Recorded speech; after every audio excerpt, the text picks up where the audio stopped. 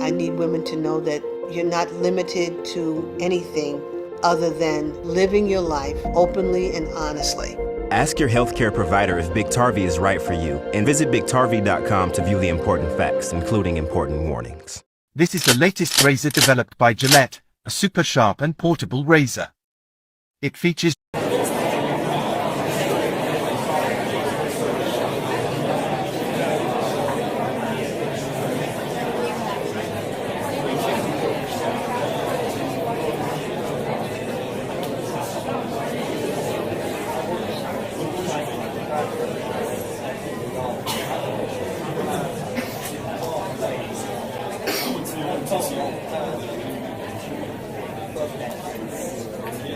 Okay, why can everybody in here remember where you were and what you were doing?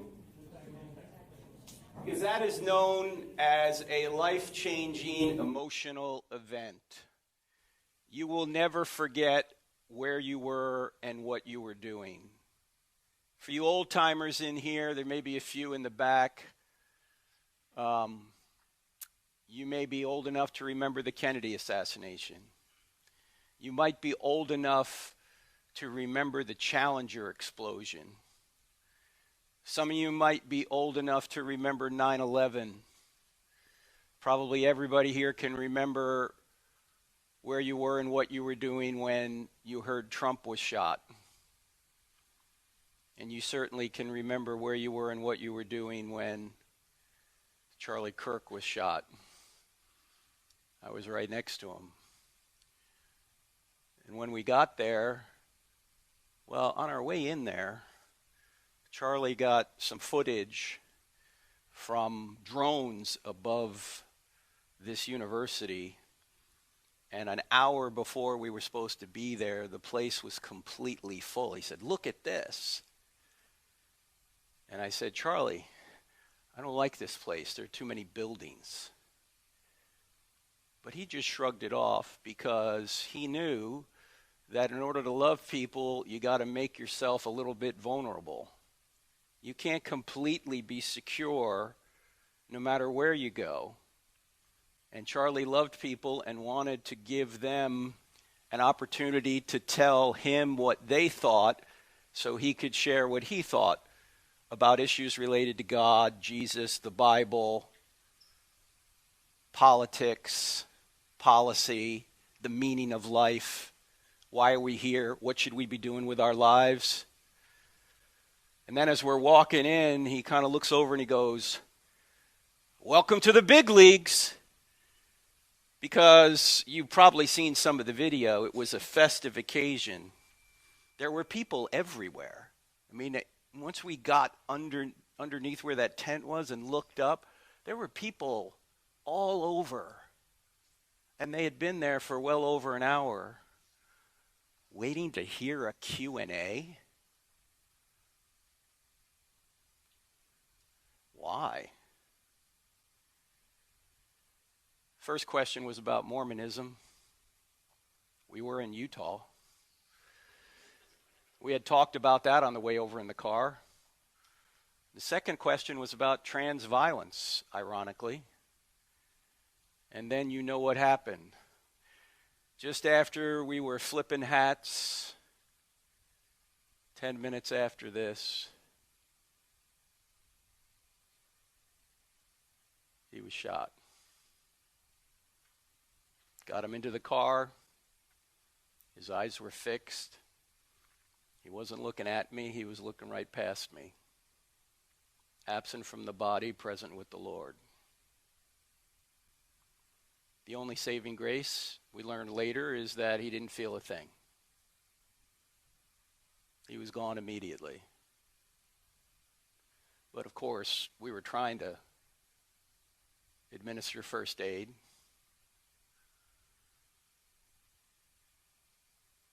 When we got to the hospital, we did get a heartbeat, but that's because he was just healthy. You can have a heartbeat and still be dead. Now, 2 nights before this, Charlie and I went on a walk when I was in Phoenix doing these mentoring sessions 4 times this past summer. 2 nights before this, on September 8th, after we had met during the day, he said, hey, let's go on a walk after dinner. So we would always walk with a armed bodyguard behind us through the streets of Phoenix, and we would just talk about whatever issues he wanted to talk about. And that night, there were 3 issues he wanted to talk about: Islam, the resurrection, and marriage and family. Especially the resurrection and marriage and family. And so I had our team pull some video out. I'm not going to show you the whole 12-minute video. It's on our YouTube channel.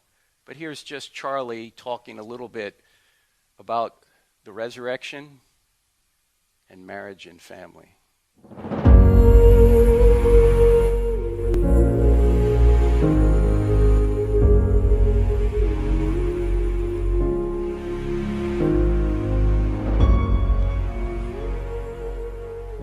What would you actually want to tell me if I have 30 seconds left to live? Boy, you got 30 seconds. In 30 seconds, you're about to meet eternal judgment. And there's only one way that you can get bailed out of that. And it's not all the good things you did or the moral scorecard. It's whether or not you have Jesus Christ as your Lord and Savior. And that's the only thing that's going to matter. And so you got 10 seconds left. You're dying from a gunshot wound. And you ask the question, who is Jesus Christ? And the answer to that singular question, who is Jesus Christ, is the most important question for everyone in the audience. Not how much money you have, not how much good stuff you do. It is, who is Jesus Christ? You might say, oh, Jesus was, a teller of good tales, or Jesus was a good person, or Jesus was a historical figure. None of that's going to cut it. It's whether or not you repent and you ask Christ to come in as your Lord and Savior. That's the only thing that will save you from eternal damnation. He is risen. He is risen indeed, Bill. Why do we say that in the present tense?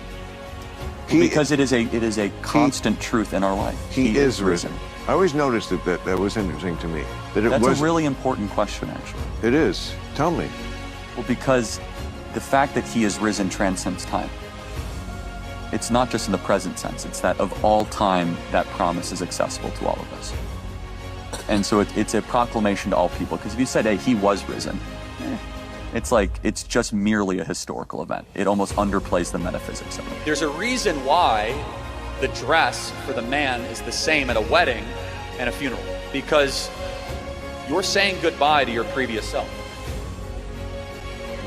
The woman is the icon, the symbol of beauty, almost always in all white, right? Ascendant. The man is usually in black and white, like he's attending somebody's death, because it is his death. No, but think about it. It's the death of the bachelor mindset. It's the death of promiscuity. It's the death of the wandering eye. It's the death of immoral behavior.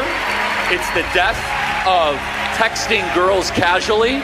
It's the death of I get to do what I want to do. It's the death of just going to the bar with friends. It's the death of acting like an infant. It's the death of playing video games till 1 a.m. And it's the birth of a man. Number one, God must always come first from your spiritual disciplines. Honor the Sabbaths and turn off your phone for 1 day a week. Go to a church, a good Bible-based church. We have many of the pastors here that teach the Word of God verse by verse. And also understand that it's external things of the flesh, like alcohol or porn or drugs or other temptations, that will take down your marriage. You as the husband must constantly be at guard of things, and also over shopping, over indulgence, too much credit cards, idolatry of vacations. You must guard the family from those things seeping in. So understand the order. It's God and then the marriage, and those things will bless your marriage from the devil who tries to undermine it and usurp your holy union.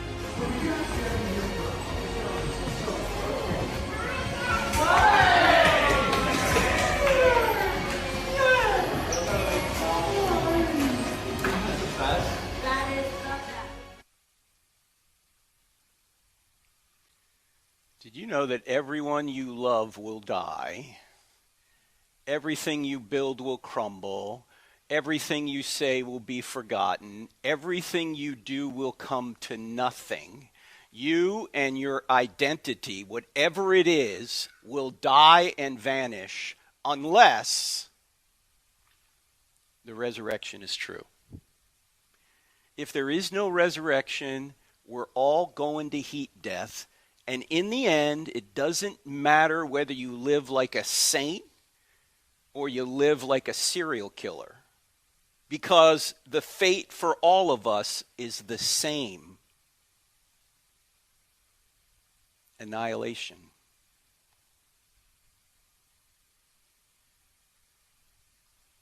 Now, everyone in this room could remember where you were and what you were doing when Charlie Kirk was murdered. Life-changing impact event. Do you know what else would have been a life-changing impact event? A resurrection. How else do you explain how 11 scared, scattered, skeptical disciples who were Jewish and didn't believe a man could rise from the dead and claimed to be God, claiming to be God was blasphemy, how could these 11 people suddenly become the most effective, peaceful missionary force in the history of the world? How could it have happened? And why would they put themselves through being kicked out of the synagogue and then beaten, tortured, and killed unless the resurrection occurred? The resurrection of Jesus of Nazareth really happened. It takes a lot more faith to believe it didn't happen than to believe it did. You say, hey, Frank, how can you believe in miracles in this scientific age? Newsflash, what is the greatest miracle in the Bible? Yeah, it's not the resurrection. The greatest miracle in the Bible is the first verse. In the beginning, God created the heavens and the earth. If that verse is true, every other verse in the Bible is at least possible. You know the interesting thing? Even atheists today are admitting the evidence for the first verse. They realize the universe had a beginning. Now, they don't think it's God. They try and come up with some other explanation. But ladies and gentlemen, what else could it be? If space-time and matter had a beginning out of nothing, whatever caused space-time and matter has to transcend space-time and matter. In other words, it has to be spaceless, timeless, immaterial, powerful to create the universe out of nothing, personal in order to choose to create, also intelligent to have a mind to make a choice. Now, when you think about a spaceless, timeless, immaterial, powerful, personal, intelligent cause, who do you think of? You say God. You say, well, how do you know it's the Christian God, Frank? We don't. Yet, with just this evidence, we could have Allah, or we could have some other theistic or deistic God. But if you look at the evidence for the resurrection, I think once you realize that Jesus actually did rise from the dead, then you can go back and say that the same being that walked out of that tomb 1,992 years ago is the same being in whose divine nature created the universe out of nothing.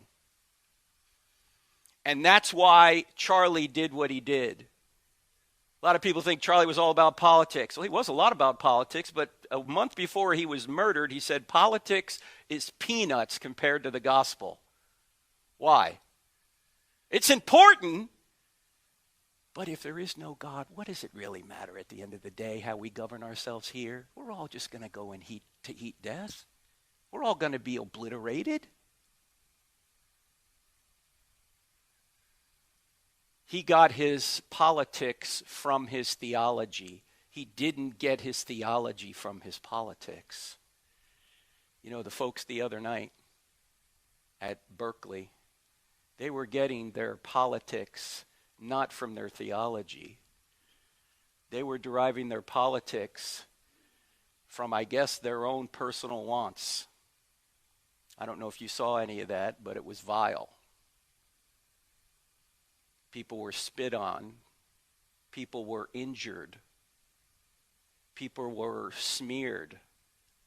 Charlie Kirk was mocked. All in the name of inclusion, tolerance, and diversity. I've noticed the people who say they're fighting for inclusion, tolerance, and diversity will not include you and not tolerate you if you hold a diverse view. But whoever claimed the left was consistent, they're not. Now, let me say one other thing about that. I don't think just because someone has leftist politics that they all agree with Antifa. If you're a conservative in this room, don't do what the left often does and paints everybody with a broad brush. There may be people out there with leftist politics that realize that Antifa is crazy and immoral. We can't judge people just by a label. We've got to understand what their own views are and why they hold them. And that's what Charlie was doing. Charlie was called a fascist. Oh, yeah, because, it's a real fascist tactic to give your opponent the microphone and say, give me your case. Tell me what you think. That's what fascists always do, don't they? The guy that shot him was the fascist. The people who say they're anti-fascist, Antifa, they're the fascists. They don't want free speech to occur. They don't want evidence. The reason they don't want evidence is because they can't deal with evidence. They can't refute what Charlie was saying. If they can't refute what he's saying, they'll just try and shut him up by murdering him. Doesn't really work that way, friends. You just kill one person, you think everyone else is just going to go away? No, we've got several brave young people in this room that are going to carry on the legacy. God can get his will done even through the evil that other people do. In fact, you're saying, Frank, the resurrection's true, Christianity's true. If that's really the case, then where was God that day? Would have been easy to divert the bullet. Would have been easy to have Charlie turn in a certain way, just like some say it happened at Butler, PA. Why didn't that happen? Well, one possibility is there is no God. That's certainly possible. Why do bad things happen?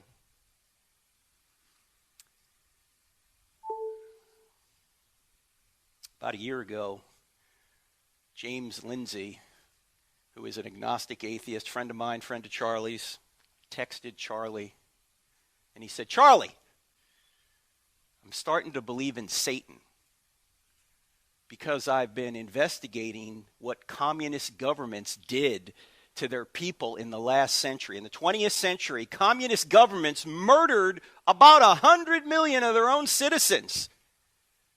That's a real good piece of evidence for Satan. And you know what Charlie texted back? Charlie texted this back. If Satan, then God. If Satan, then God? How does that follow? Because Charlie knew that evil does not exist unless good exists. Why is that? Because evil is not a thing in itself. Evil is a lack in a good thing. Evil is like cancer. If you take all the cancer out of a good body, you got a better body. What happens if you take all the body out of the cancer? You got nothing. Doesn't exist. Evil is like rust in a car.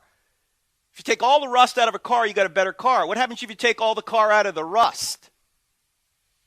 You got a Pinto. Only the older people know that one, all right? In other words, evil is a lack in a good thing. You know what we could say evil is? Evil is anti-creation. God creates a human being like Charlie Kirk, and the killer does evil by degrading what God created. Evil is anti-creation. God creates good things, we degrade them. That's what evil is. But you can't degrade something that doesn't exist.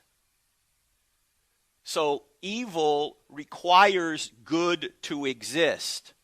Without good, you can't say something is evil. In fact, let's use another analogy. Suppose your quarterback throws a touchdown. How do you know that when Simpson throws a touchdown for your side, that's a good thing, and when he throws a pick six, that's a bad thing? How do you know that? The what? The score, who cares? Rules, that's part of it, but that's not enough. The what? The point of the game. In other words, You've got to know the objective of the game, or the purpose of the game, to say that when he throws a touchdown, that's a good play. And when he throws a pick six, that's when the other team intercepts it and takes it back for a touchdown, that's a bad play. But you can only know the touchdown is a good play and the pick six is a bad play if you know the purpose of the game. If there's no purpose to the game, you can't say that one play is better than the other. The plays are just different.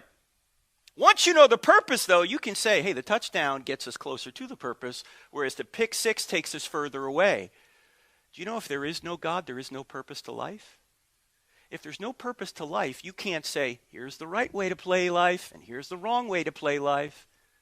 All you can say is, I prefer playing the game this way.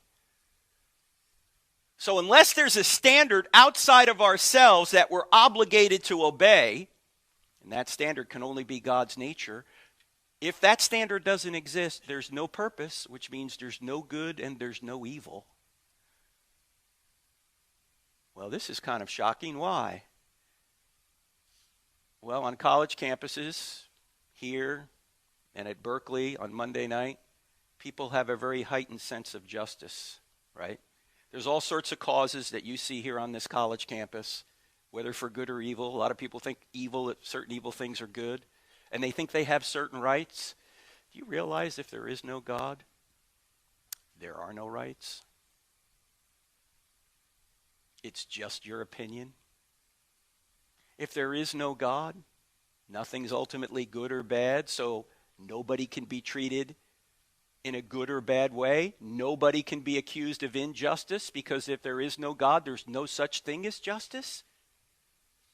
We're just a bunch of overgrown germs arguing over preferences down here. And this is what our founders realized, right? They said, we hold these truths to be self-evident that all men were created equal and endowed by their government. Doesn't say government. Endowed by their creator with certain unalienable rights. Among these are life, liberty, and the pursuit of happiness, and governments are instituted among men to secure these rights. And Jefferson went on to say that if a government does not secure the rights, God-given rights of the people, that the people have a right to a new government. That's what the Declaration of Independence was all about. And they appealed to the divine judge of the world. Who's the divine judge of the world? God. Without God, there is no justice, there is no right and wrong. And if there is no justice and there is no right and wrong and there is no good, there can't be any evil. Yet we all know evil exists. If evil exists, then God exists. I know that sounds counterintuitive. But evil doesn't disprove God. Evil may prove there's a devil out there. But it can't disprove God, because there'd be no such thing as evil unless there was good, and there'd be no such thing as good unless God existed. You guys with me so far? Okay. I want to spend a little bit more time and then go to questions, because when we do this, we ask the question, if God, why evil? And the first question we try and answer is, does evil disprove God? We just did that in the last few minutes. No, evil actually shows God does exist. But I want to spend more time on this question. What is the purpose of evil? I mean, if it doesn't disprove God, why would God allow someone like Charlie to be murdered? So let's spend a little bit of time on that. I was at Michigan State probably 15 years ago. We were doing I Don't Have Enough Faith to Be an Atheist, which is what I normally do on a college campus. But since Charlie's death, we're doing this because it's more relevant at this point. Anyway, I was at Michigan State, and I knew there was a militant atheist in the audience because he sat through the entire 2-hour presentation looking like this. I mean, he didn't crack a smile once, and I had some pretty good jokes in there. Anyway, when the Q&A came up, he was over on this side of the room, and his hand shot up, and I said, "Yes, sir." And he said, "If there is a good God, why doesn't he stop all the evil in the world?" I said, "Sir, that is an excellent question. Maybe because if he did, he might start with you and me, because we do evil every day." You ever notice when we start complaining about evil, we're always complaining about somebody else doing it? Hey, God, why don't you stop him? Why don't you stop her? Why don't you stop the shooter? Why don't you stop Hitler? Why don't you stop? We never say, God, why don't you stop me? It's always somebody else. Ladies and gentlemen, if God were to stop evil at midnight tonight, would you still be alive at 12:01? No, I wouldn't be, because we do evil every day. And then I said to him, sir, that really is a great question. If we had a semester to talk about it, we could unpack it fully, but we don't. We just got a couple of minutes. So I said, I want to show you a short video. It doesn't give a complete answer to this question, but it gives a doorway to an answer. So I showed this video at Michigan State. I'm going to show it to you right now, okay? There's a lot going on. It's a minute and 46 seconds, okay? A lot going on. You got to pay attention. You guys ready? You ready to roll Tide? All right, here we go. Is God good?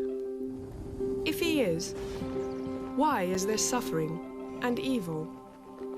Let's assume for the moment that God is all-powerful. This means that God can do anything that is logically possible. So he can create galaxies and subatomic particles and rainforests and you. But God cannot do what is logically impossible. He cannot make a square circle or a one-ended stick. So can God make a rock so big that he can't lift it? No. So what if, when God created human beings, he wanted them to be free? Freedom's a good thing, but if humans are to be free, they cannot be forced to obey God. Because freedom without choice is like a square circle. It's a logical contradiction. No choice, no freedom. God didn't want robots. He wanted real people. The first humans endowed with the awesome power of free choice abused their freedom. The tragic consequences of their bad choice and our bad choices ripple across the world. God is responsible for the fact of freedom, but humans are responsible for their acts of freedom. But let's remember, we don't suffer alone. God will put an end to suffering and evil. And God became a man to suffer with us. God is good, and he wants real people like you to know him, but the free choice is yours. That was actually put together by a friend of mine that went to our seminary, Southern Evangelical Seminary, and we've got videos like that on our YouTube channel, the Cross-Examine YouTube channel. That video is called Is God Good? So if you want to see that again, you can just Google it, or when you go to YouTube, you can see it. The bottom line to the video is that evil exists because we have free will, which is the only way love and moral choices could exist. God didn't want a robot world. I mean, he could eradicate evil by just making us robots. But if he does that, it's not a moral world. We can't love either. The problem is when he gives us free will, he gives us the capacity to love, but he also gives us the capacity to do evil. So I showed that video. How do you think the atheist looked after I showed that video? He said, yeah, that's how he looked right there. Didn't change his expression very much. And he said, okay, I can see how that explains some evil. But what about where free choice doesn't matter? Like, what about when babies die? They haven't done anything wrong. I said to him, sir, in order to answer the question, why does a particular event inside the world happen, you would have to know what the purpose of the entire world is to see how that fits in. So I asked the question to the group that night, what is the purpose of life? And since I had just gone through the evidence that the Bible was true, I said, I'm going to go to the Bible to get the answer to the purpose of life. What is the purpose of life? This is the interactive portion of the program. Come on. What was that? To bring glory to God and enjoy him forever. Where does it say that? That's the Westminster Confession. I'm not saying it's wrong. It's not in the Bible. Love the Lord your God with your heart, soul, strength, mind, and strength. Love your neighbor as yourself. So that's why we're here, just to love God and our neighbor.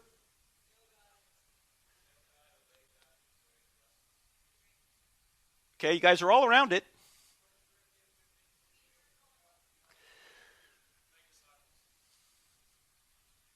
To make sure, what's that? To make sure Alabama's the national champion? Did I hear that? I heard that somewhere. I don't think that's it. Nice try. Because in Georgia, they say, no, it's to make the Bulldogs. They're wrong. Okay, they're wrong. I didn't know that. You guys are all around it. I think Jesus tells us the purpose of life when he's praying for us in John 17. He says this, "Now this is eternal life, that they," meaning us because he's praying for us, "may know you, the only true God, and Jesus Christ whom you've sent." And then when you add the Great Commission to this, the purpose of life is to know God and make him known. Not just know him intellectually. Even the demons know that God exists, but they tremble. To know him personally. Not just to believe that he exists, but to trust in him. And by the way, notice this. This is eternal life. Notice that eternal life is not like endless time. Eternal life is not a quantity. It's more a quality. To know God for who he is. So that's the purpose of life, to know and grow in God and to make him known. Here's the problem. That knowing and growing in God often requires pain. Do you think about this? C.S. Lewis said this brilliantly. He said, "God whispers to us in our pleasure, speaks in our conscience, but shouts in our pains. It is a megaphone to arouse a deaf world." You know, sometimes when things are going well, you forget about God. I got this, God. I'm fine. I don't need him. And sometimes you have to be knocked down before you go, oh. Sometimes you only look up when you're on your back. And in fact, the scriptures talk about this a lot. We don't have time to go into a lot of detail, but let's look at a few passages. James says this, "My brethren, count it all joy when you fall into various..." Stop. Who does that? Does anyone in here count it joy when you're going through various trials? Does anyone here go, wow, I'm joyful. Another problem. But that's what he's saying, because what does it lead to? The testing of your faith produces patience. Paul says in Romans 5, we also glory in tribulation. Stop. Who glories in tribulation? Does anyone here do that? What do we all do? Whenever we're going through pain or trouble, we go, God, get me out of this.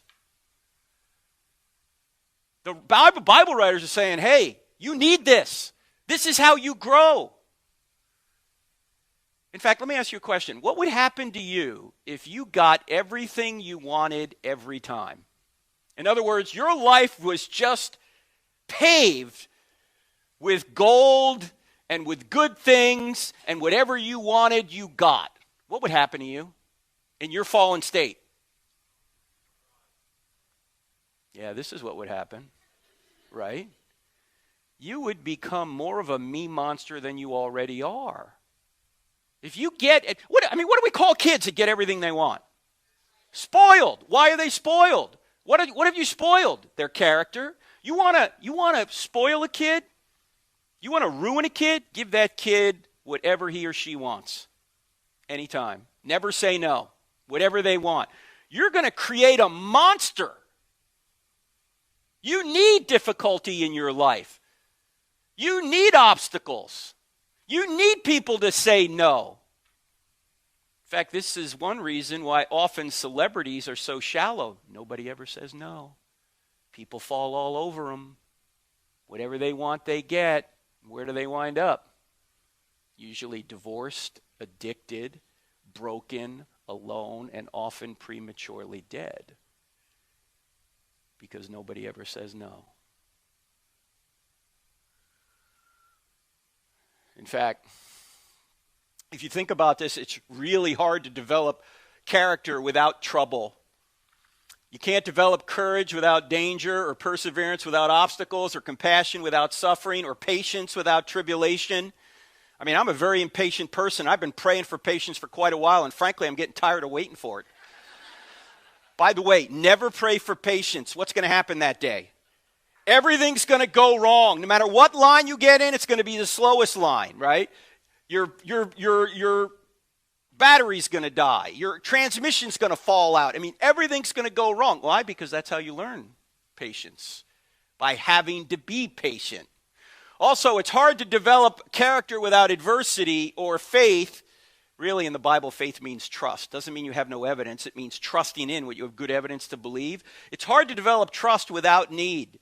I know this is very trite, but it's true. No pain, no gain.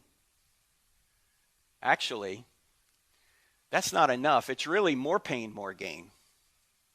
Here's what Paul says at the end of a section on suffering in the second letter he wrote to the Corinthians. This is 2 Corinthians 4:16 or 17 to 18. For a light and momentary troubles are achieving for us an eternal glory that far outweighs them all. So we fix our eyes not on what is seen, but what is unseen. For what is seen is temporary, what is unseen is eternal. You have to keep an eternal perspective. And when you go through difficulty, you're enhancing your capacity to enjoy God, not only now, but in eternity. Let me give you an illustration of this. You'll be familiar with this. It's a trite illustration, but I think it communicates. I think this passage is teaching that when you go through difficulty, you're enhancing your capacity to enjoy God, not only now, but in eternity. Jalen Hurts used to be your quarterback. Nick Saban basically said, we're going with Tua. So where did Jalen Hurts go? Oklahoma. Who's coming here in a couple days, right? What's all this about? Huh? You don't want the Sooners to win? Okay. So he went there. The Eagles drafted him. And he won the job on the Eagles, went to Super Bowl, lost to Mahomes and the Chiefs. But last year, he won. Go Birds, okay. The city of brotherly shove. All right. And at the end of the game, Hurts held up the Lombardi trophy, and so did the third-string quarterback who hardly played it down all year. But do you think Jalen Hurts enjoyed holding that trophy up more than the third-string quarterback? Yeah, why? Because he went through all the difficulty. He had the greatest coach in the history of college tell him he wasn't good enough. And he enhanced his capacity to enjoy the reward because he went through all the difficulty. He was actually in the game. He played through all the injuries. He went through all the adversity. When you go through that and then you ultimately succeed, the reward is all the better. This is what I think Paul is saying here. If you're not in the game, if you don't go through difficulty, you're probably going to be a pretty shallow person. In fact, people who never experience pain and suffering, they live a charmed life, quite frequently they are very shallow. A little difficulty occurs. They lose Wi-Fi and they freak out. You're like, chill, dude. It's not that big a deal. Some of the guys you see around you have been in very difficult situations overseas, like combat. You think anything's going to faze these guys here? No, why? Because they've enhanced their capacity by going through difficulty to deal with problems and to enjoy rewards when they come. This is what Paul is saying. He's also saying you got to keep your eyes on eternity.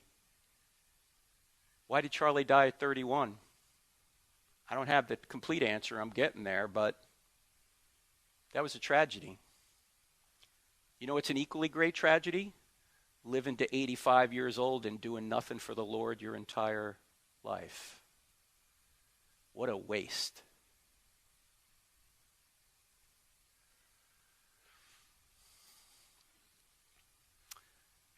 Here's another passage often quoted. Suffering will bring a greater good, from Romans 8. And we know that all things work together for good. Notice it doesn't say all things are good. Murdering Charlie Kirk was not good. But we know that all things work together for good to those who love God and are called according to his purpose, to be conformed to the image of his Son. We always leave that part out. If you're a Christian, God's trying to conform you to the image of his Son. That's going to cause you to go through a lot of difficulty. Because how are you going to become selfless and a servant like Jesus unless sometimes you're forced to serve? You're forced to think about other people. My grandmother, the last 4 years of her life, was basically bedridden. And we're going, God, why don't you just take her? What kind of quality of life is this? And my aunt, who was probably 40 years old and had been through a divorce, had no kids, just took care of her for the last 4 years of her life every day. My aunt grew more in 4 years taking care of my grandmother than she had in her previous 40 years.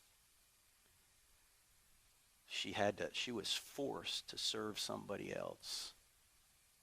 And she became more like Jesus going through that. We're like, hey, let's just hit the easy button here. No. God has a reason for this. You might not even know what it is, but there's a reason for this. In fact, Peter Kreft, who teaches at Boston College, wrote a book called Making Sense of Suffering. I think this is very profound, what he said in this book. Let me show you what he said. He said, the point of our lives is not comfort, security, or even happiness, but training. Not fulfillment, but preparation. This world is a lousy home, but it's a fine gymnasium. This world is not a resort. It's a gymnasium. You're here to be trained, to be conformed to the image of his Son, so when you ultimately do get to glory, your capacity to enjoy that is going to be enhanced. And that's going to require some difficulty. So I explained all this at Michigan. We're still at Michigan State. I explained all this in a lot shorter time. How do you think the atheist looked after that? Yeah, he still looked like this, okay? He said, you still haven't answered why do babies die? There's no good coming from a baby dying. You're saying good can come from evil. How can any good come from a baby dying? I said, sir, how could you know that? How could you know there's no good coming from it? And this insight I learned because this problem of evil had bothered me a long time. And if it doesn't bother you, you haven't thought about it enough. And what I learned by researching this topic, this insight I'm about to share with you was the most powerful insight I learned. Hopefully it'll be helpful to you. And let me set it up this way. Look, if life ends at the grave, okay, there's a lot of things that happen that there's no good that comes from it. There's a lot of injustice that occurs. You know, there are pedophiles and murderers and rapists that are never caught and they go to their graves. Hitler just shot himself, or whatever he did to commit suicide, never really got punished. If that's where life ends. But what if life doesn't end there? What if it continues into eternity? If that's the case, then there is an insight called the ripple effect that can help us understand why bad things happen. What is the ripple effect? The ripple effect says that everything that happens in life ripples forward to affect trillions of other events and billions of people. If you ask me, why do babies die? I know in general why babies die. We live in a fallen world. But if you're going to ask me, why did that particular baby die? I don't know. But I know why I don't know. I'm inside of time. I know very little of the past, very little of the present, nothing of the future except what God tells me. It could be that a baby dying today ripples forward to affect trillions of other events that are partially responsible for bringing forth a great evangelist 500 years from now who saves millions of people. Can I trace all those ripples? I can't. But a God outside of time who knows all things certainly can. Maybe that's why he allowed it. I can't say no good has come from it. I don't see the whole picture. But God does. You can't say no good has come from it because you don't know. I mean, think about the ripples in your own life. You'd even be sitting here. Your parents had to meet. Their parents had to meet. Their parents had to meet. Their parents. You see all the ripples? I mean, just in reproduction for us to even be here. We can't trace them all, but God can. Now, most of the time you can't see the ripple effect. Sometimes you actually can. In fact, there's a story in the Bible about the ripple effect. Joseph in the Old Testament, you know the story of Joseph and his brothers? Yeah, they sell Joseph, the youngest of Jacob's kids, into slavery. His brothers do. Why? Because they hate him. Because he's dad's favorite. So they sell him into slavery. Long story short, he's treated horribly, falsely accused in Egypt. He's thrown into prison. By the way, no extra charge for this. Have you guys ever heard of this concept known as typology? That there are characters in the Old Testament that are typical of Jesus, that they have characteristics in their life that Jesus also has in his life. Joseph is one of those figures. In fact, Joseph is sold into slavery by his brother Judah. Who's Judah? Judah is in the bloodline of the Messiah, where we get the term Jew from, Jesus from the tribe of Judah. He's sold into slavery for 20 shekels of silver. According to the Code of Hammurabi, that was the price of a slave at that time, about 1900 BC, 1900 BC. Who sells Jesus? Who betrays Jesus? Judas. For 30 shekels of silver. Inflation. By the way, do you know how the Greek Old Testament, called the Septuagint, which was written 250 years prior to Jesus, you know how they translate Judah? Judas. Judas betrays Joseph. 1900 years later, Judas betrays Jesus. Oh, by the way, Joseph is in prison. Who's next to him? Who's on each side of him? Do you know the story? A baker and a cupbearer, one of them saved and one of them is impaled on a pole. Does that sound familiar? Jesus has two thieves next to him. One is saved and one isn't. Oh, the baker and the cupbearer, the bread and the wine. This is written, this happens 1900 years before Jesus shows up. All right, no extra charge for that.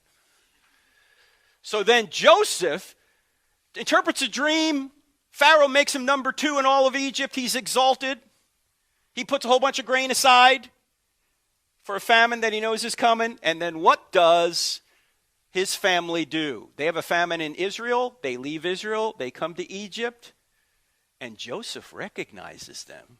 And what does Joseph say as soon as he recognizes them? You dirty rats, you're going to pay for what you did to me. No, he doesn't say that. What does he say? He says, you intended to harm me, but God intended it for good to accomplish what is now being done, the saving of many lives. Here's the ripple effect. The evil that they did actually rippled forward to help them later. Most of the time you can't see the ripple effect. Here you can. What's the bottom line?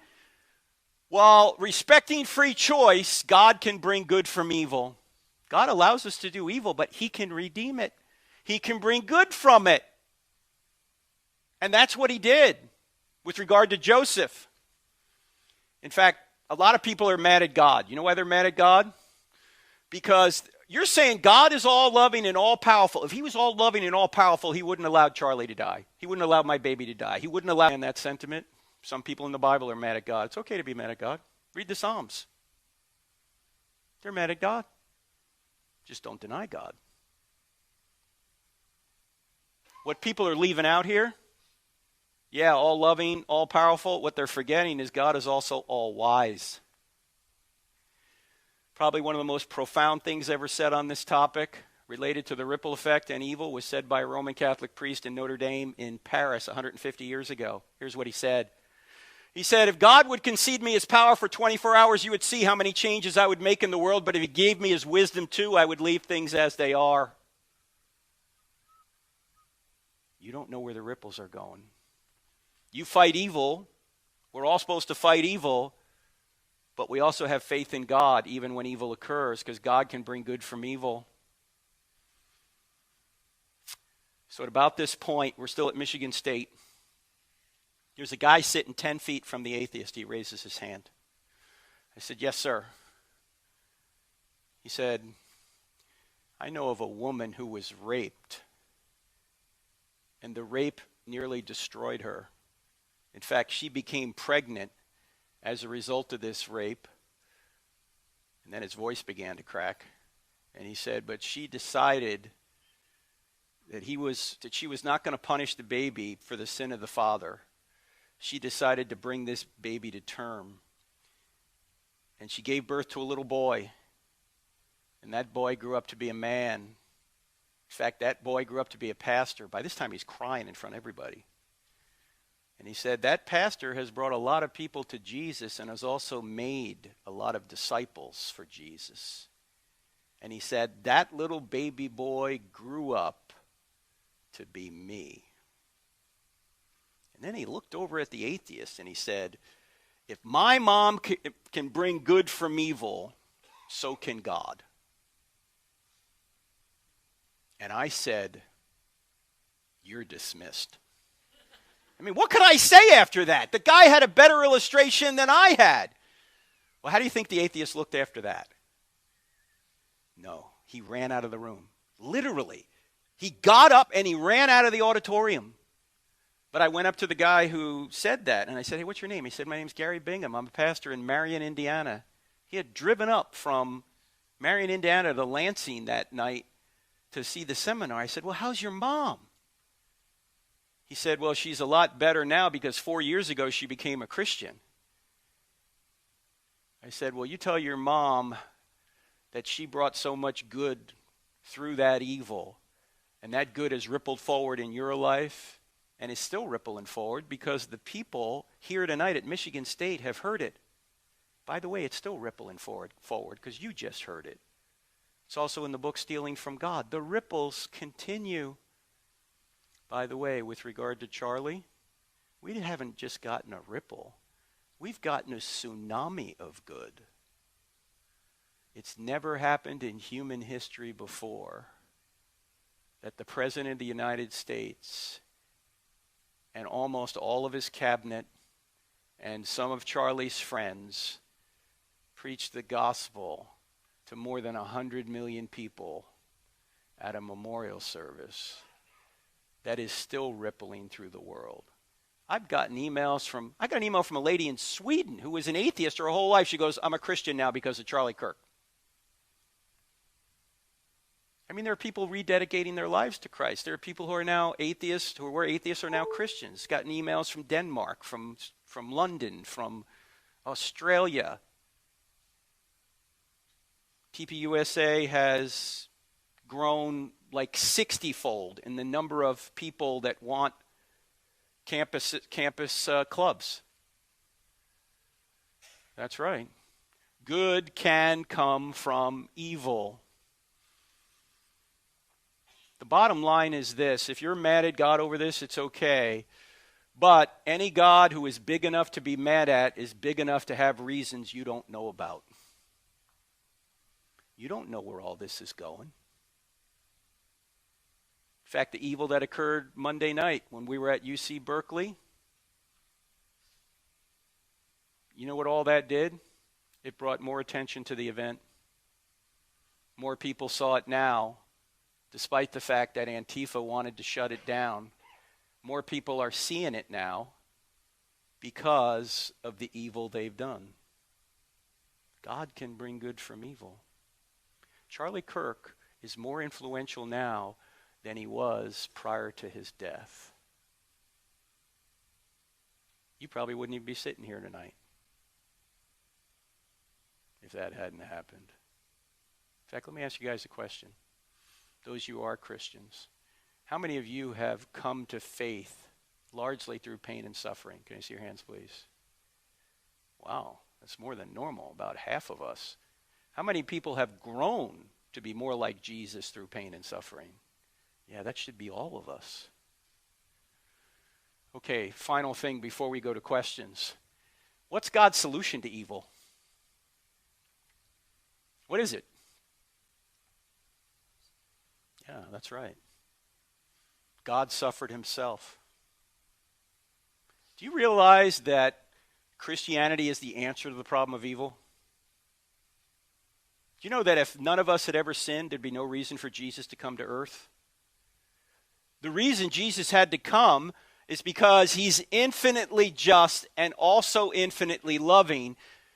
He can't allow unjust creatures like me and you to go unpunished because he's infinitely just, but since he's infinitely loving, he doesn't want to punish us. So what's the only solution? He's got to find an innocent substitute who volunteers to take our punishment upon himself. Where can he find an innocent substitute? Not in any one of us. We're all fallen.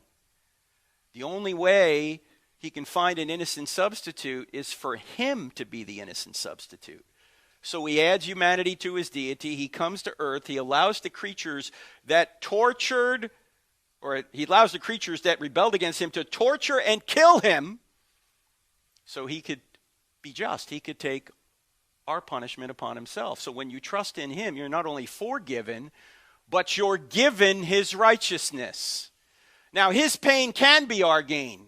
I say can be. Why? Because you don't have to accept it. If you don't want to trust in Christ, you don't have to. You have free will to reject him. I was at another Michigan school, University of Michigan, doing a debate once, and an atheist opponent said to me, Frank, my mother was a survivor of the Holocaust. She lived a life full of pain and suffering. Toward the end of her life, someone offered her the gospel, but she rejected it, and then she died. Is she in hell right now? I said, Eddie. His name was Eddie Tabash. I said, Eddie, I don't know where your mother is now. I don't know if she had a deathbed conversion or not. But if she didn't accept Christ before she died, then God is too loving to force her into heaven against her will. See, what's the assumption behind this? That everybody wants to go to heaven. That's not true. Who's in heaven? Jesus is in heaven. You know, there have been people running from Jesus their entire lives. What's he going to do in the afterlife? Hey, where are you going? Get over here. You're with me now. That wouldn't be loving. You say, well, what's all this business about hell? Well, I asked the University of Michigan audience this question. I'll ask it to you here tonight. I asked the ladies this question. Ladies, have you ever had a young man pursue you whom you did not want to date? And you're going, yeah, and he's sitting next to me right now. He will not leave me alone. Whenever I ask that question, the men or the ladies always giggle and the men look at their shoes. They're like, is she looking at me right now? Well, suppose this guy keeps asking you out. You finally say, look, I like you, but only as a... Oh, ladies, why don't you just stick the knife in and turn it? Every man has heard the dreaded friend rejection. Gentlemen, if you ever get the dreaded friend rejection, move on. She's not interested. In fact, I have some shocking news for you. She doesn't even like you as a friend. Ladies, am I telling the truth here? Yeah, you're just trying to be nice. You don't like him as a friend because if you did, you'd be interested, but you're not. Well, suppose this doesn't deter the guy, and he finally says to you, look, I love you so much, I'm going to force you to love me. Ladies run screaming from the building.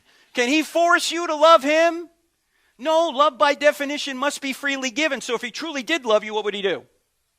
He would leave you alone. That's what God does for us. He sends us cards, letters, and flowers. He sends us creation. He sends us conscience. He sends us Christ. He sends us the Bible. He may even send us a dream or a vision if we're in a foreign land, like a Muslim land, where the gospel doesn't get through. That is happening a lot in recent years. But if God does all that and you keep saying, no, no, no, I don't want you, God will give you up to your own desire. He will leave you alone. And that actually is what hell ultimately is. You're left alone in torment because you decided to pay for your own sins. God's not going to force you into heaven against your will. You say, what could be so bad about that? Look, ladies and gentlemen, everybody, whether a Christian or not, gets some of the common grace of God. What's the common grace of God? Everybody experiences love, relationships, hope for a future. You experience all these things, whether you're a Christian or not. But I want you to imagine a place where there is no love, where there is no hope, where there are no relationships, where there is no future, where there's just stone cold, narcissistic self-absorption. That is Capitol Hill. No. That is hell. You're separated from the ultimate source of goodness by your own choice. Look, C.S. Lewis said it best. He said, there's only two kinds of people in the end. Those who say to God, thy will be done, and those to whom God says, thy will be done. Does anyone in here want justice from an infinitely just God? I don't want, we're screaming for justice on campus, aren't we? We got all these causes. Keep screaming. You might just get it one day, and you won't like it. Because you haven't been just, and I haven't. That's why Jesus came. Because he loves us. So where was God?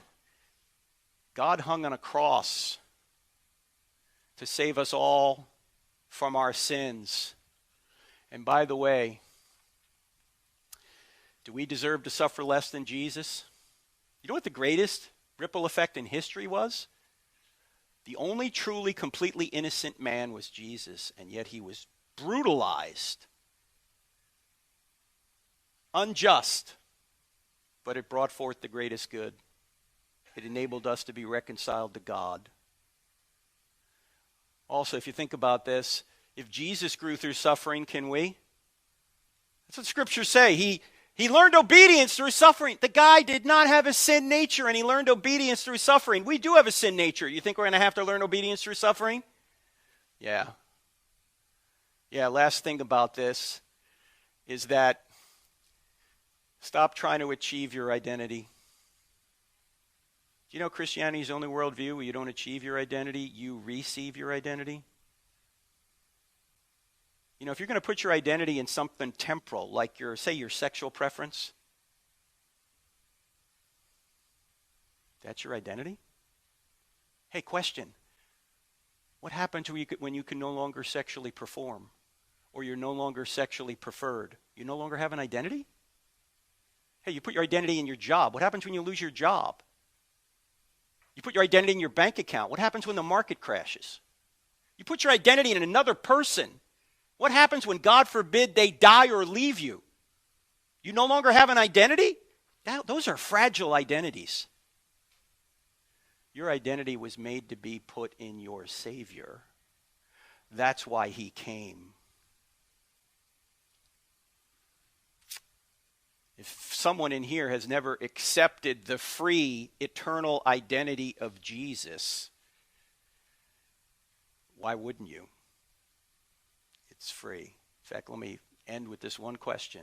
For those who are not Christians, first of all, thank you for being here. But here's the question I have for you. If Christianity were true, would you become a Christian? Do you know what answer I normally get to that? No. It's not a head problem. It's a heart problem. They don't want it to be true. They're not on a truth quest. They're on a happiness quest. And they're just going to believe whatever they think is going to make them happy. And by the way, a lot of Christians do this too. We ignore certain passages that are binding on us because we just want to be happy. Watch out.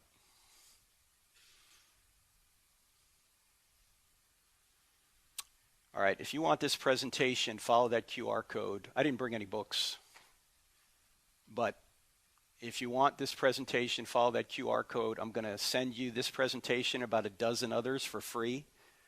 And if that QR code doesn't work, just text that word evidence to 855-909-0582. The people watching out there in internet land can do the same thing. 855-909-0582. Now, before we go to questions, I want Jenna to come up and Will to come up. That's you, Will. And I want you guys to tell people about TPUSA here at the University of Alabama, because we don't want just this to be an event. I mean, look at, these are college students. Look how well dressed they are. These are successful people. Tell them about TPUSA, what you guys do, and how they can join. So first of all, thank you all so much for coming tonight. We really appreciate it. We'll get to Q&A here in a minute. But we usually meet in Gordon Palmer, which is across the way from, we usually use Galilee, which is on the far left corner of the quad. Gordon Palmer is a little down the road from the Math and Science building. Behind Lloyd. It's behind Lloyd, thank you. We meet there 6:30 on Tuesday nights, every other Tuesday.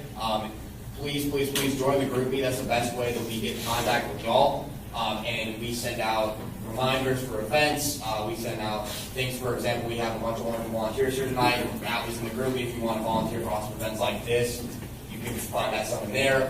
But yeah, we send out all our information in there as far as when our next meeting is, how you can get in contact with us, how you can help with different political opportunities that arise or anything like that. So yeah, 6:30, Gordon Palmer, and anything to add? Follow us on Instagram at TPUSA_Alabama. We post all of the same information on there as we do in our group meeting. We only allow students in our group meeting at the moment, but if you are not a student and you're just here local from the community, follow us on Instagram. We post everything on there. Now, Jenna, what's a typical meeting like? I'm standing close to you for amplification, but what's a typical meeting like at TPUSA? What do you guys do? I mean, in a normal week where we don't have a speaker or something crazy going on, such as an assassination, we like to talk about current events, and it's a great way to meet people of like-minded values and just to make new friends and talk about what's going on in the world, because nobody wants to do that on a college campus. And how many people normally come? Recently, our meetings have been about 200. So give the place and time again. Gordon Palmer at 6:30, and we'll send a reminder. What day? What day? Tuesdays. Tuesdays, 6:30. Gordon Palmer. Yes, sir. Okay. All right. Thank these folks.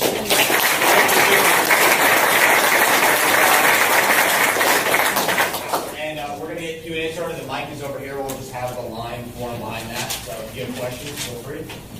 And no one likes to ask the first question, so we're moving right on to the second question. And by the way, if you disagree, come to the front of the line in honor of Charlie. That's what Charlie would always do. Anybody who disagrees can come to the front of the line. But we can start right here. Go ahead, ma'am. Go ahead. What's your name? Catherine. I may repeat the question because we don't somehow have a amplification here, but go ahead, Catherine. What is your favorite book of the Bible and why? What is my favorite book of the Bible and why? I think Hezekiah. Why? Why is that? There's one Bible scholar in here. Everyone's going, yeah, I like Hezekiah too. It's not a Bible. It's not a book in the Bible, friends. It just sounds like it should be, right? It's like the book of hesitations. It should be. All right. If I had to pick one book, it's hard to do that because I want people to know about Jesus. So a lot of people say the Gospel of John, but theologically, Romans. The book of Romans, because it lays out the problem that we have in the solution. So it starts with condemnation, then it talks about justification, then sanctification, then glorification, then it talks about Israel's past, present, and future. And then in chapter 12, it talks about our duty to God. Chapter 13, our duty to government. Chapter 14, our duty to one another. And then into chapter 15. And chapter 16 has a very important passage in it that most of us overlook. Because chapter 16 is mostly passages like, greet Rufus. Have you guys greeted Rufus today? You guys are in sin. No. Paul's talking about people that he knows in Rome and he wants to greet them. But there's a passage in there that's very important that we overlook. And I just noticed it recently. And that is, it talks about the people that bring destructive heresies in the church are the divisive ones. Not the people who are calling out the divisive teaching. They're the ones that are trying to keep unity in the truth. It's the people that are bringing the wrong teaching in that are divisive. So, because, sometimes I hear people say, well, don't correct people, that's divisive. No, you need to correct people who are wrong. It's the wrong people that are divisive.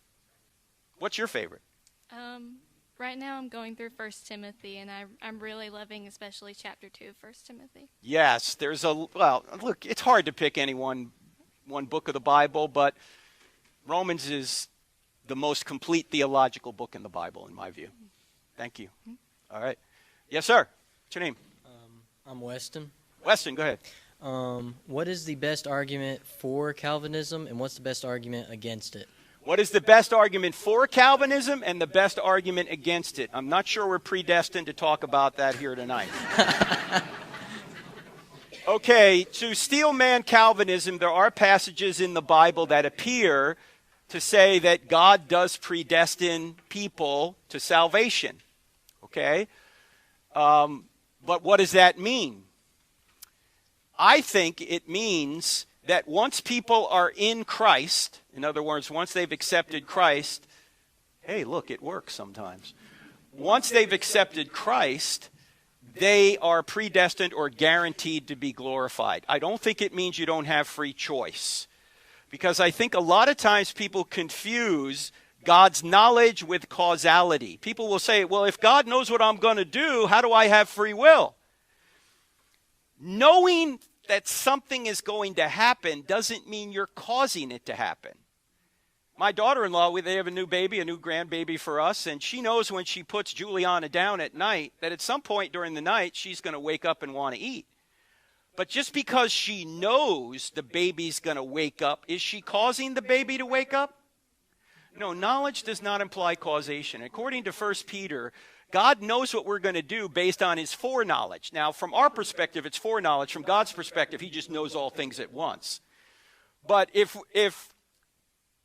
you had decided not to be here tonight, God would have known that. But you freely decided to be here tonight, and God knew that. No matter what you do, God knows, but it doesn't mean he's causing you to do it. So we are chosen because when God elected to create this universe, he knew who would believe and who wouldn't, but we're also free because he's not causing us to believe or not believe. You say, well, why doesn't God save everyone then? And this is one of the big problems with Calvinism is several passages say God wants all to be saved. Well, if God wants all to be saved and he's doing all the saving, why isn't everybody saved? And the reason is because while it's logically possible God could save all people, it's not actually achievable with free creatures. Because if God forces people to believe, then they're not free. Right? So there are things God can't do. When we say God's all-powerful, it means he's all-powerful within his nature, but God can't contradict his nature, or he can't do contradictory things. He can't force free creatures to do what he wants, otherwise they wouldn't be free. He can't make a square circle, or a one-ended stick, or an honest politician. Okay? There are some things that are just too hard for God. All right? Now, if you want books on this, from my perspective anyway, John Lennox has a great book called Determined to Believe, ? There's also a YouTube channel called Soteriology 101 by Leighton Flowers, who was a Calvinist and is no longer a Calvinist. If you want Calvinist perspective, James White is a big Calvinist. Didn't you guys just have Jeff Durbin here? Okay, Jeff Durbin would be a Calvinist. So if you want to look at both sides, look at them. All right? All right, thank you. All right, thank you, Weston. All right. Next. Hey, my name's Elijah. Hey, Elijah. We got a prophet. Sure. By the way, he was taken straight to heaven, and now he's here. Go ahead, Elijah. So I'm an Orthodox Christian. What does that mean when you say an Orthodox Christian? You mean Eastern Orthodox? I'm Eastern Orthodox. Okay, yeah. good. Go ahead. So I'm sure if there are any other, Roman Catholics or Orthodox people in the audience, they'll probably agree with me here. I guess my question to you would be about,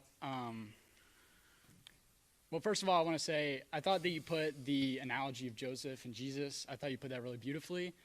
And something that I would say about that is that Jesus is the fulfillment of the Old Testament. Yes. So I guess what I was a bit confused about is in that video of Charlie Kirk, he said honor the Sabbath. Yeah. So I guess my question is, Jesus is the new Passover. Yeah. He establishes a heavenly nation rather than the earthly nation of the Old Testament. Why should we honor the Sabbath if, Jesus fulfills that? I mean, we don't honor the Passover. Excellent question. Yeah. Charlie just wrote a book on it, which I had the opportunity to review. It's coming out December 9th. It's worth reading. Charlie and I had a lot of conversations about this. Charlie has a chapter called The Top 10 Reasons You Should Obey the Sabbath, that it's obligatory, and the top 10 reasons it might not be obligatory. I think Charlie knew it's not obligatory. However, it's very wise. Okay? You don't have to do it, but what Charlie would do is he would turn his phone off, put it in a drawer, and not turn it on again for like another 24 hours. And he had his time with his family with no distractions, and it really re-energized him. And if you think about this, if you really shut off your phone and don't look at it for a day, try it.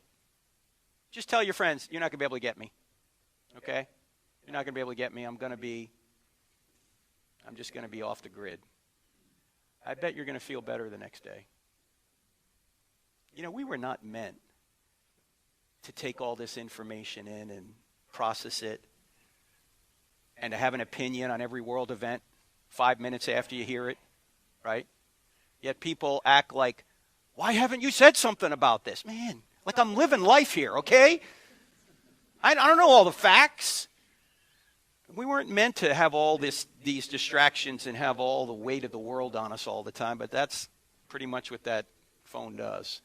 Have you guys seen the book by Jonathan Haidt at NYU? He's not a Christian. I think he's an atheist. It's called Anxious Generation. He says he won't give his kids an iPhone or a Droid or smartphone of any kind. They have to be adults. He said it's driving kids crazy.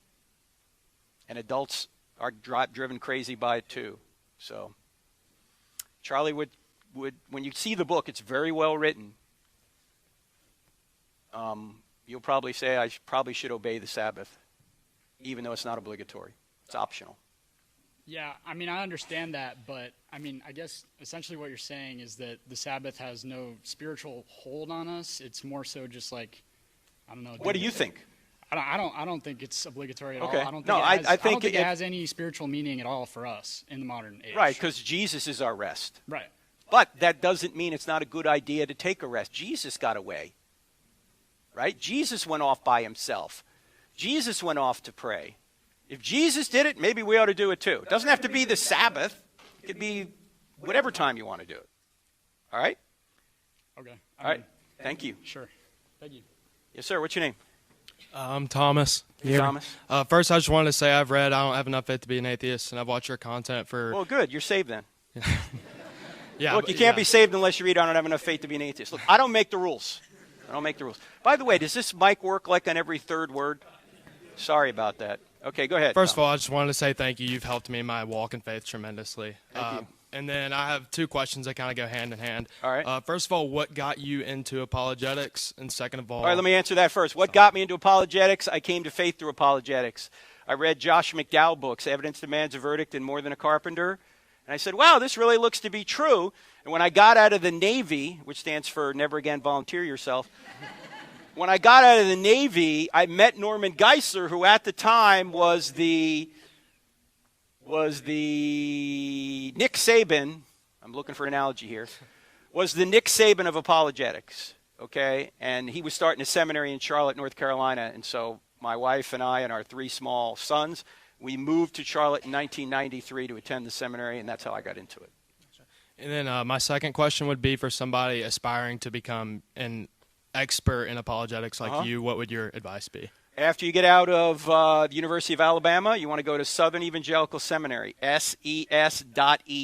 That's where I went. Some people you may know out there have gone there. Lisa Childers, Tim Barnett, who does Red Pen Logic.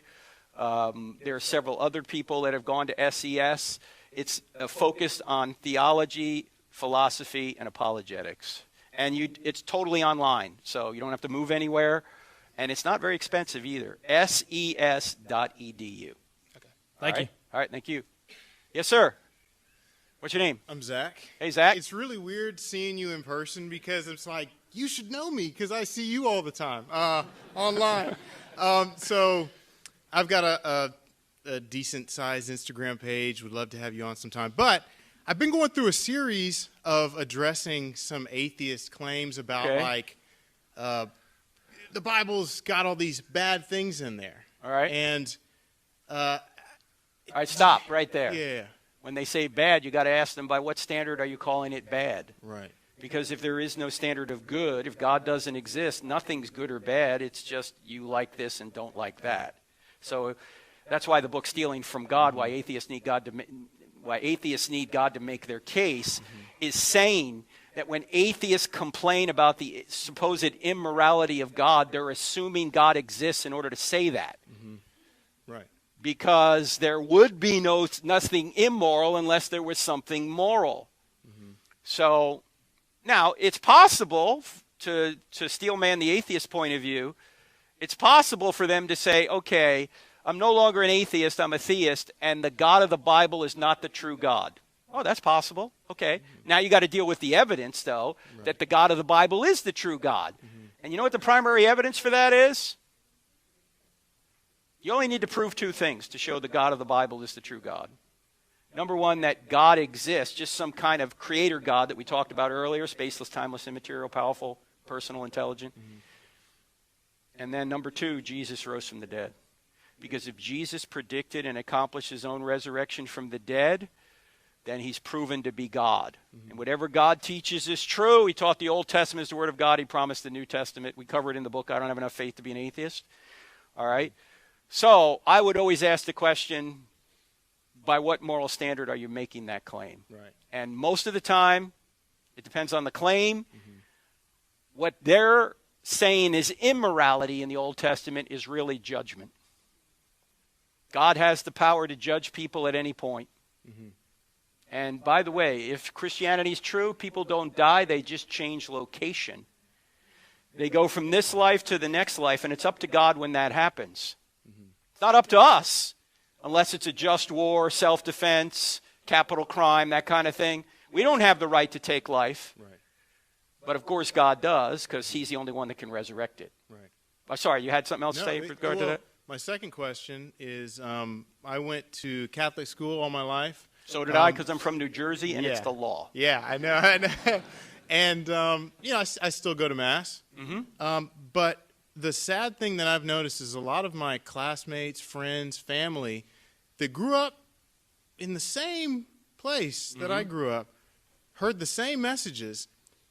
I'll talk to them now, and it's like I'll share the gospel with them, and it's like they've never heard that message before. What kind of gospel do you share with them? What do you say to them? Because I want to know what if you're Roman Catholic, I want to know what you think the gospel is. What is it? That a good, perfect God created a good, perfect world. We sinned. He is just, and he cannot let sin slide. And so he offered himself as a sacrifice for all of us so that we could choose him and have eternal life. Beautiful. That's right. But for some reason, I don't know if it's the curriculum that they're teaching or what, but why are they not hearing that? Let me deal with that for a second, Zach. It's a great question. I had a conversation with Jimmy Akin, who is a great Catholic apologist. Okay. And I was on his podcast. He was on mine. We just wanted to see where we agreed, where we disagreed. And he said, let's talk about justification, okay? And he was trying to make the case like you just did, that Roman Catholics believe that we're saved by grace, not by works. There's no works involved. So I said to him, Jimmy, I'm going to assume what you're saying is correct, even though I think the Council of Trent said that anybody who says that, you're saved by grace is anathema. So let's leave that aside for a second. Right. Why, in hundreds of masses that I've been to, I have never heard a Catholic priest in the homily talk about grace, talk about the gospel, until the last Mass I went to, and that was my father's funeral. The priest came out and said, I talked to Frank the other day, my dad. He's accepted Jesus as his Lord and Savior, so he's in heaven right now. And I went, he knows the gospel. So Jimmy said, well, the gospel is throughout the Mass. I said, Jimmy, that's not my question. My question isn't in the Mass. My question is, in this 7 minutes that's unique every week, where it's not a reading or a liturgy, where the priest gets to say whatever he wants, why have I never heard grace in the Roman Catholic Church? What did he say? He hasn't gotten back to me. Wow. And I've emailed him a couple of times. I mean, his first answer was, well, it's in the Mass. I said, that's not my question. It might be in the Mass. Right. My question is, why don't they talk about grace? Because the average Roman Catholic in the pew thinks you're saved by works. Right, I've seen that too. And that's, I don't know what the reason is for that. But well, I mean, I don't know what the reason is for why they're not saying it in the homily like you're saying. Like, that should be at least every other Sunday, right? Yeah, well, maybe they believe in the Council of Trent. Yeah. I don't know. But if you're in the Catholic Church right now, maybe you can reform it.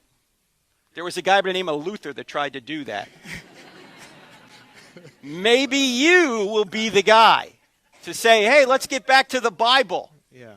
How about that? I mean, Paul even says in Galatians chapter 2, he says, if righteousness could be achieved by the law, then Christ died in vain. Like, why do we need Jesus if it's works anyway? Yeah. Do you know, every other religion thinks the way you get to God is by doing good works, that you got to build a stairway to heaven, and you got to go up it, when the truth of the matter is, God comes down from heaven, and he pays the price for our sins. Right. It's not a stairway to heaven, Led Zeppelin fans. It's a stairway from heaven. Right. And Jesus takes it. These young kids are going, Led who? Led who? Look at the older folks in the back are going, oh yeah, no, Led Zeppelin. Yeah, we know about them. All right, so well maybe you can get in there and reform them, because it would be great if we heard more about grace in the Roman Catholic Church. I agree, 100%. All right. I'm somewhere in your inbox on Instagram, by the way. So just check it. Oh, Right down there at the that's bottom. So what's your last name? Richardson. Kaz TV is the name of the Instagram. All right, well, try again, man. We'll see. I don't handle that account. The team does, but I'll ask them and see if we can find that. Thank you, man. Thanks for coming. Hey, what's your name? Parker. Parker, go ahead, sir. So the first time I had heard about you was when you interviewed Seth Gruber. So I wanted to ask a question about abortion. Yeah, go ahead. How do you recommend practically a pastor preaches on abortion, especially if they feel like preaching on that, or let's say homosexuality or transgenderism, is going to turn away certain people on the left or atheists who already have this negative view of God? Like, what do you say to those pastors who are scared to preach on abortion? I noticed that Jesus never held back worrying if people were going to stay with him or not. Notice in John chapter 6, after he feeds the 5,000, he gives the bread of life talk in the synagogue in Capernaum. We were just there last month. And it says in there, a lot of people said, this is a hard teaching. Eat your flesh and drink your blood. This is a hard teaching. We can't follow this guy anymore.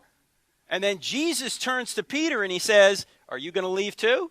And Peter says, Lord, where are we going to go? You have the words to eternal life. Jesus never pulled back to try and get people to stay with him with some kind of bait and switch tactic. He told them what he believed and what they should believe, and if they didn't like it, he said, "C'est la vie." Are we more loving than Jesus? Are we supposed to hide things in an effort to get people to accept Jesus? And then once they accept Jesus, we go, well, there's a whole bunch of other things you ought to believe too. What? No, I don't see that anywhere. We're supposed to do what's right and leave the results to God. And I guess my question is, why are people orienting their sermons to unbelievers? What is the church for? The church, according to Paul in Ephesians 4, is to equip the saints to do ministry. The pastor isn't supposed to be the primary evangelist. You are. The pastor is supposed to make disciples of people in the pews. And then the people in the pews go out and evangelize people. Not that a pastor can't have an evangelical message every now and then. I'm not saying that.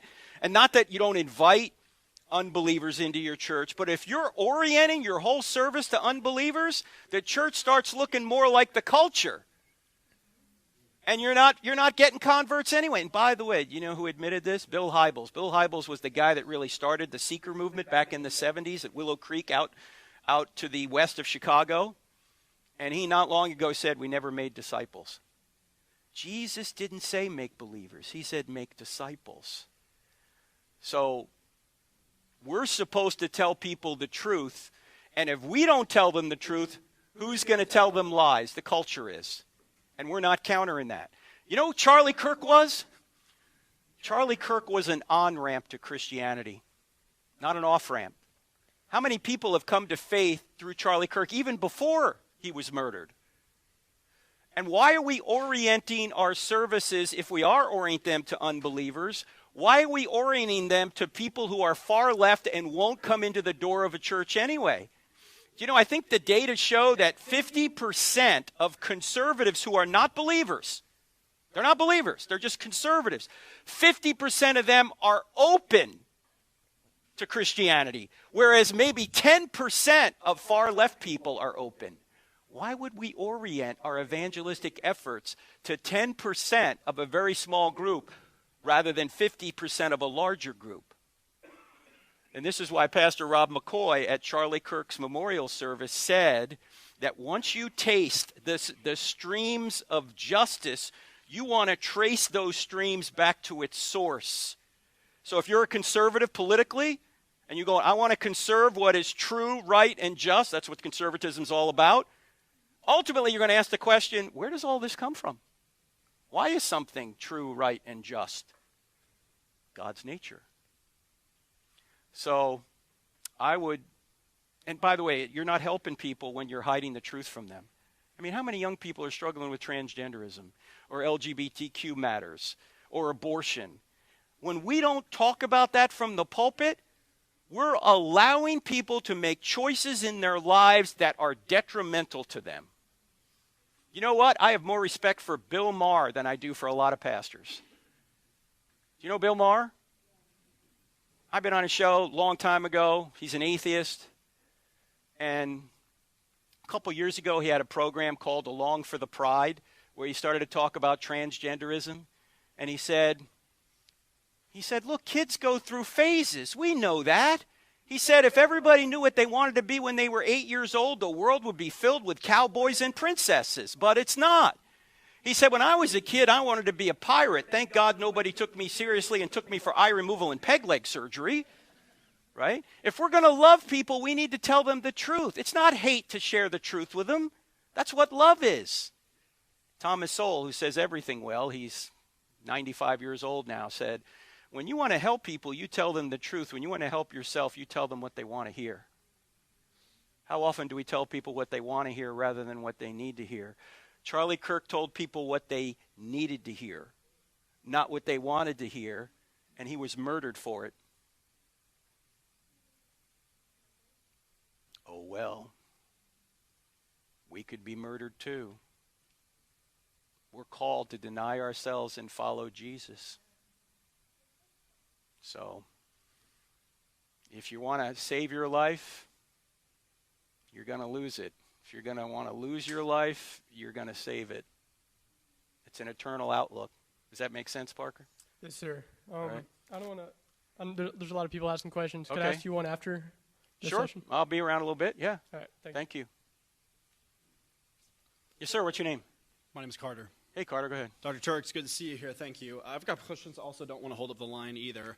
So my first question is one that I'm sure you've heard many times, especially doing this job for as long as you've done, which is that it seems like that people who encounter Christianity and they encounter those who have claims on what's right and wrong, as you've mentioned, and that coming from a divine source and having good arguments for it, some people seem to deflect that, and they say, well, it's not wrong if it doesn't hurt anybody. I'm sure you've heard that millions of times, and what they're really doing is they're appealing to, I believe it was John Stuart Mill, his book On Liberty and the Harm Principle.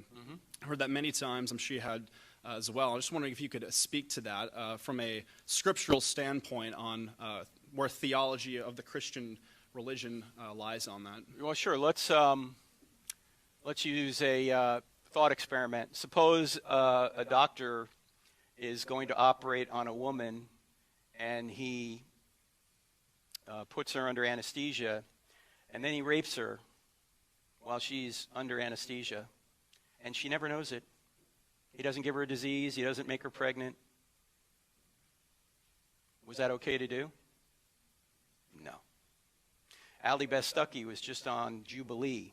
I don't know if you saw that, Jubilee, when you got all these people around you, and this one man was trying to, he's a so-called progressive Christian, was trying to say abortion's okay. And he started out by saying the baby doesn't even feel pain till like 10 weeks or something. And so Ali Beth asked him, so are you saying that we can murder people as long as it's painless? And he got all flustered because his argument was shown to be false by just taking it to the absurd. If you're going to say that since babies don't feel pain, we can murder them, well, why not people outside the womb? So hurt also is kind of a nebulous term. First of all, does hurt just mean physical? How about psychological hurt, spiritual hurt, moral hurt? Also, how do you know whether or not you're going to hurt someone? A lot of times you don't. So you'd have to be omniscient to know whether or not a particular act will hurt someone or not. And then I would also ask the question of that person, why is that the standard? Where did you get that from? Okay? That's a moral standard that you're smuggling into your system. Who said you can do whatever you want as long as you don't hurt someone else? You know, a lot of people, since we're all friends here, let's just talk about it. A lot of people think that premarital sex doesn't hurt anyone. We're consenting adults. Question. Because they say, you know, sex is just physical. If sex is just physical, why is it that if somebody rapes you, it's worse than somebody just physically assaulting you? Because sex is not just physical. It's emotional. It's spiritual. It's moral. It's psychological. There's so much more than just the physical aspect of sex. And a lot of times we don't know that when we're very young. I know that people who are in the OnlyFans industry, in fact, Charlie interviewed a lady who was in OnlyFans. And I've seen other interviews with people in it. They can't, if they're in the pornography world, they can't do it without drugs or alcohol. They have to dull their senses because they know that sex is not just physical. So a lot of times we're just in error when we say, oh, it doesn't hurt anyone. No, it really does. And by the way, God puts these restraints on us, not for his benefit, but for ours. Do you know that God doesn't get anything if you obey him, and he doesn't lose anything if you disobey him? He's an infinite being. You can't help him. You can't hurt him. It's for our benefit that he gives these restraints, because we live in a dangerous fallen world, and he gives us those restraints. Does that make sense? Yes, sir. I've just a follow-up question. If that's Okay, go ahead.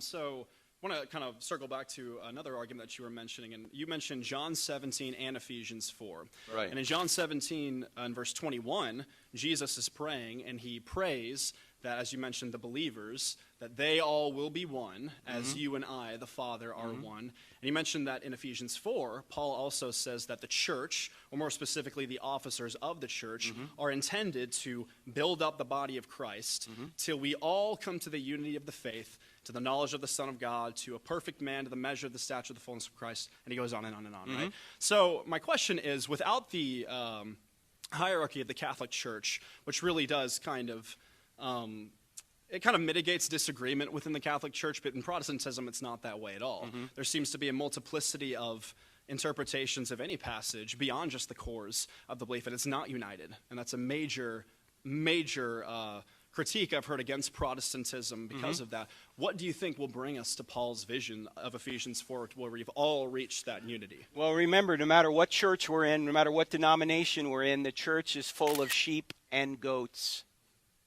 We're never going to have unity with goats. We're only going to have unity with sheep.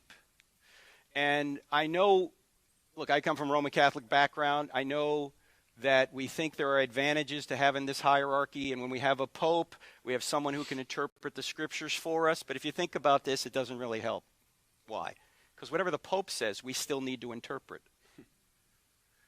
So why don't we just go to the inspired writers? We know they're inspired, and interpret what they say.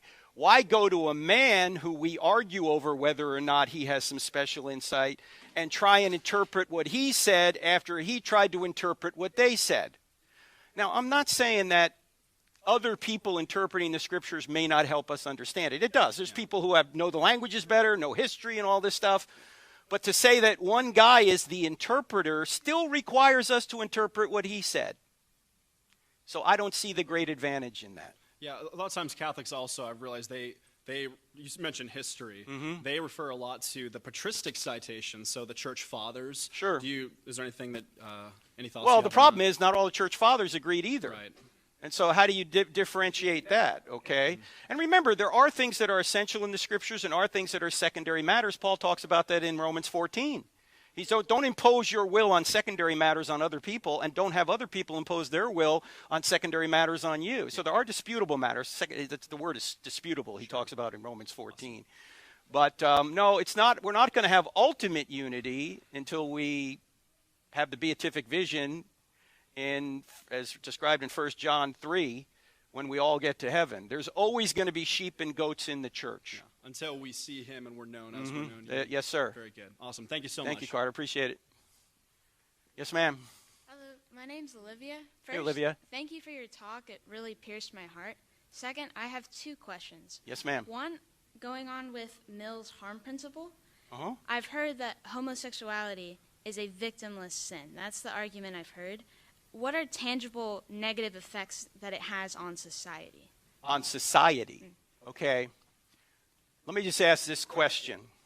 What would happen if everybody lived faithfully in a biological marriage between a man and a woman? What would happen to our society? Would that be good or bad? It'd be very good, right? Abortion would go down, child abuse would go down, fatherless homes would go down, taxes would go down because the government doesn't need all that money to try and take care of what the family used to take care of. One of the biggest problems we have in America and around the world is fatherless homes, okay? And the best way to bring up the next generation to perpetuate and stabilize society is in the biological 2-parent home. Next question. What would happen if everyone lived faithfully in, say, same-sex marriage? We'd go out of existence, right? Now, I'm not saying a law that allowed same-sex marriage would cause this. I'm simply pointing out the qualitative difference between the two relationships. One perpetuates and stabilizes society, the other one doesn't.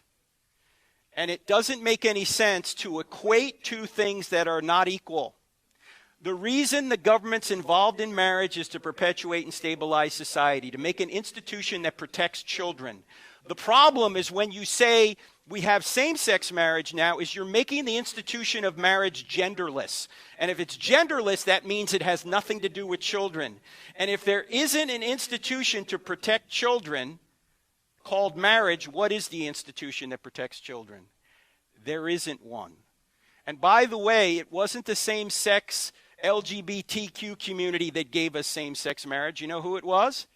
It was heterosexuals who bought into the idea that marriage was just about romantic feelings. And that's why no-fault divorce laws came into effect to try and get people out of bad marriages. But in doing that, what they decided, maybe without knowing it, was they made marriage all about the romantic interests of adults. If it's all about the romantic interests of adults, then people think they deserve to get out of a bad relationship and find somebody else. And who is left with all the pain and sorrow? The kids. In fact, I would submit to you, there's probably half the people in this room right now have been scarred by divorce. You've been scarred by it. So same-sex marriage and opposite-sex marriage are not the same thing. You can also look at the medical effects of same-sex behavior, and people involved in even long-term same-sex relationships are much more unhealthy. I have a book on this. It's called Correct, Not Politically Correct. So if you want to go further, you can. Now, people will shout you down as a bigot, which shows they don't have any arguments. Okay? It's not bigotry, it's biology. Okay, that's just the way things are. I wish it was different. I wish I could say, hey, do whatever you want. But I'm not the general manager of the universe, right? I'm here to tell you what I think the truth is, and I don't make up morality. That's God. It comes from his nature. Does that make sense? Yes. All right, thank you. I had one more question. Quick one, go ahead. Yes, I agree. False! Okay, next. No, go ahead. I agree that God created humans to give them free will. Uh-huh.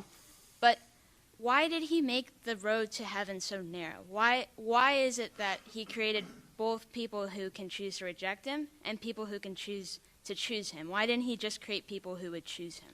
Because while that might be logically possible, it's not actually achievable with free creatures.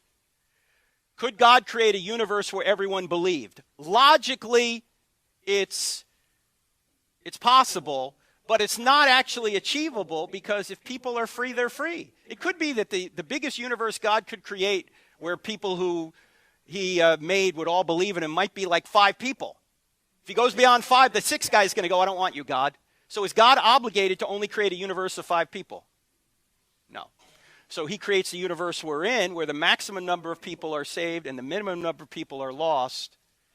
And they're freely deciding whether they're accepting God's salvation or rejecting it. Thank you. All right. Thank you, Olivia. Yes, sir. Hey, so... What's your name? I'm Colin. Colin, go ahead, sir. So I had a question. And this is relating more towards the problem of evil. This is sort of like an extension on it. Yeah. How would you address, I think it was the philosopher Hume who presented his argument of like, do you know the argument? Yeah. If you talk about in principle of empirical verifiability? Maybe, I don't know. What's the argument? Go ahead. The argument is basically like God can't exist because there's animal suffering that is, I don't know, like there's animal suffering and therefore God doesn't exist. I'm not presenting it well, I know. Okay, well, the problem with that view is to say that there's something wrong with animal suffering, but he has no standard by which to say it's wrong. So again, he's assuming a standard to indict God, but animal suffering could only possibly be wrong if there is a God. Otherwise, it's just your preference, or it's just something you don't like. I don't like animal suffering. So this is a problem for someone like Alex O'Connor, who's a brilliant young atheist, who I had a conversation with several years ago in London. And one of the things that he is very passionate about is animal suffering. My question to Alex is, why is animal suffering wrong if there is no standard of good we're all obligated to obey, and that animal suffering is a deviation from that standard? You would need a God of some kind, a standard beyond us that obligates us to obey that standard in order to say animal suffering is wrong. Okay. Thank you. Thank you. Thanks, Colin. Yes, sir. Hey, Dr. Turek. I'm Stephen. Hey, Stephen. Good to meet you. Thanks for coming. My question has more to do with, we talked a lot about freedom, free will, and the presentation that is largely to do with free will. And then you've said in the past, so just correct me if I'm wrong, I don't want to put words in your mouth, it's just my understanding of what you've said is that we should be involved in laws and legislation because the direction of all laws is to legislate morality. That's right. All laws legislate morality. The only question is whose morality. Yeah. Well, so if freedom is our ultimate objective, to do right and wrong, Deuteronomy 30, I lay before you life and death, blessings and curses. Shouldn't legislation be more amoral? It's impossible. Okay. By the way, there's a difference between acknowledging that people have free will and can choose one way or another, and the idea that the law is put in place to give people consequences if they do evil. People can still do evil even if there's a law against it. They're just going to pay consequences for it. So you're not taking away someone's free will by saying, thou shalt not murder. You're simply saying that if you do murder, there's going to be consequences for it. And see, one of the problems that I think many of us have when we look at the Bible, because, look, we're biblically illiterate as a nation. We tend to take passages that apply to individuals and try and apply them to government. Like, for example, turn the other cheek. Turn the other cheek is not a command to government. It's a command to Christians who are insulted. You don't need to return insult for insult. But if you're put in harm's way, you don't turn the other cheek. In fact, Jesus himself didn't. Right. When he was hit, he didn't say, why don't you hit me on the other side? He said, who struck me? Right. Okay? That passage is a Christian's way of not escalating an insult. and that might win somebody to Christ. But passages like Romans 13, which is about the responsibility of government, say that it's the responsibility of the ruler to punish the wrongdoer. Governments are supposed to punish wrongdoers. If governments turn the other cheek, very few of us would get to adulthood, because a lot of us would be murdered or raped or robbed. Governments can't turn the other cheek. The job of the government is to ensure that innocent people are protected by punishing wrongdoers. The murderer of Charlie needs to be executed. Yeah. Okay? I hope, it seems like it's Tyler Robinson, and if you guys want to talk about the crazy stuff Candace Owens is talking about, we can talk about it, but she's out to lunch because she has no evidence. There's a difference between a possibility and evidence for a possibility, but I digress. Okay? If Tyler Robinson is the true killer, I hope he repents, comes to faith in Jesus, and then is executed.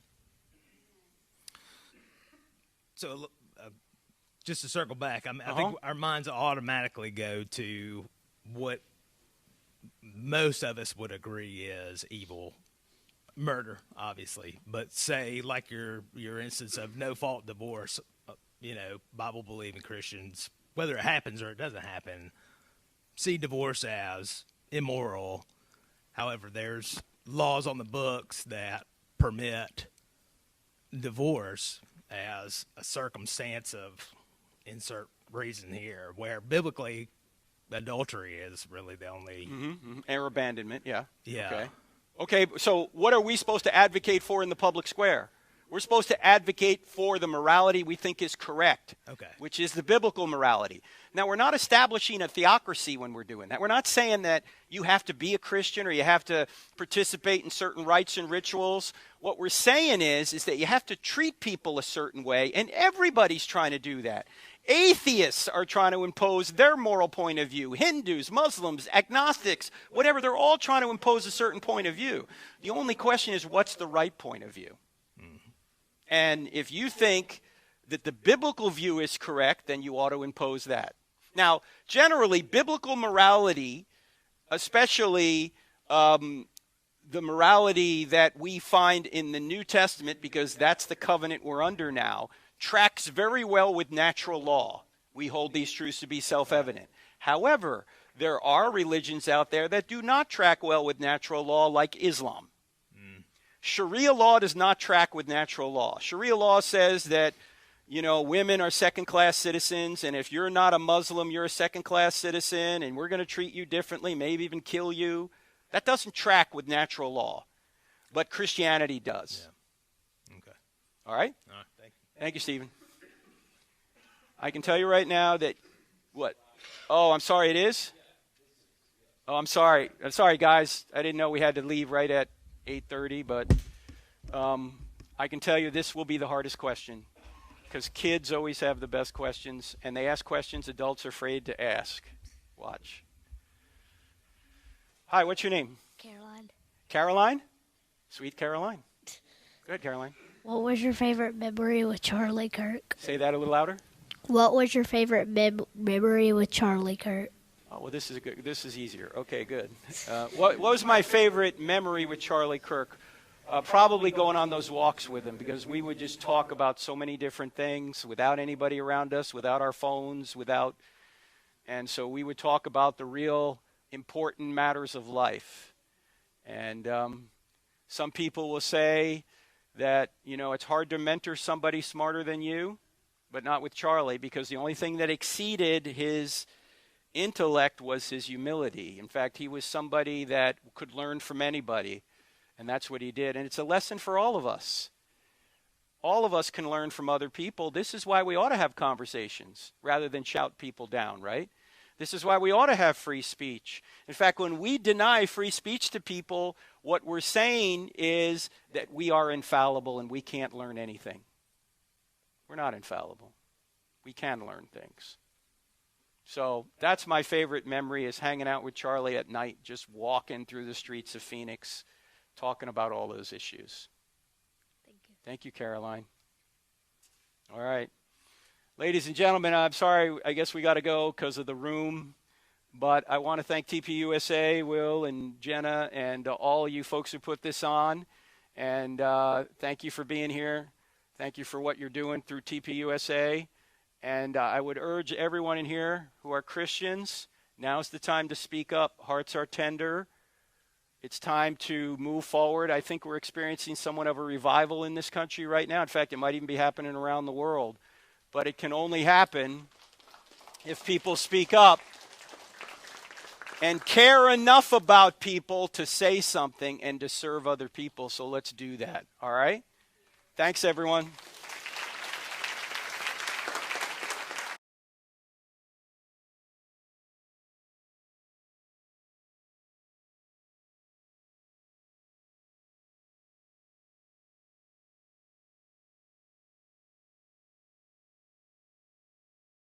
J.D. Vance is fat and ugly.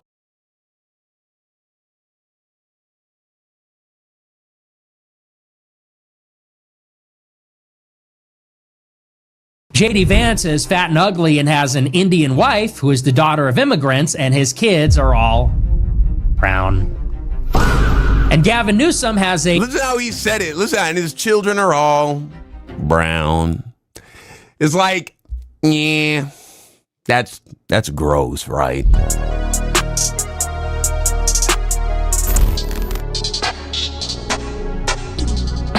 Vivek is done.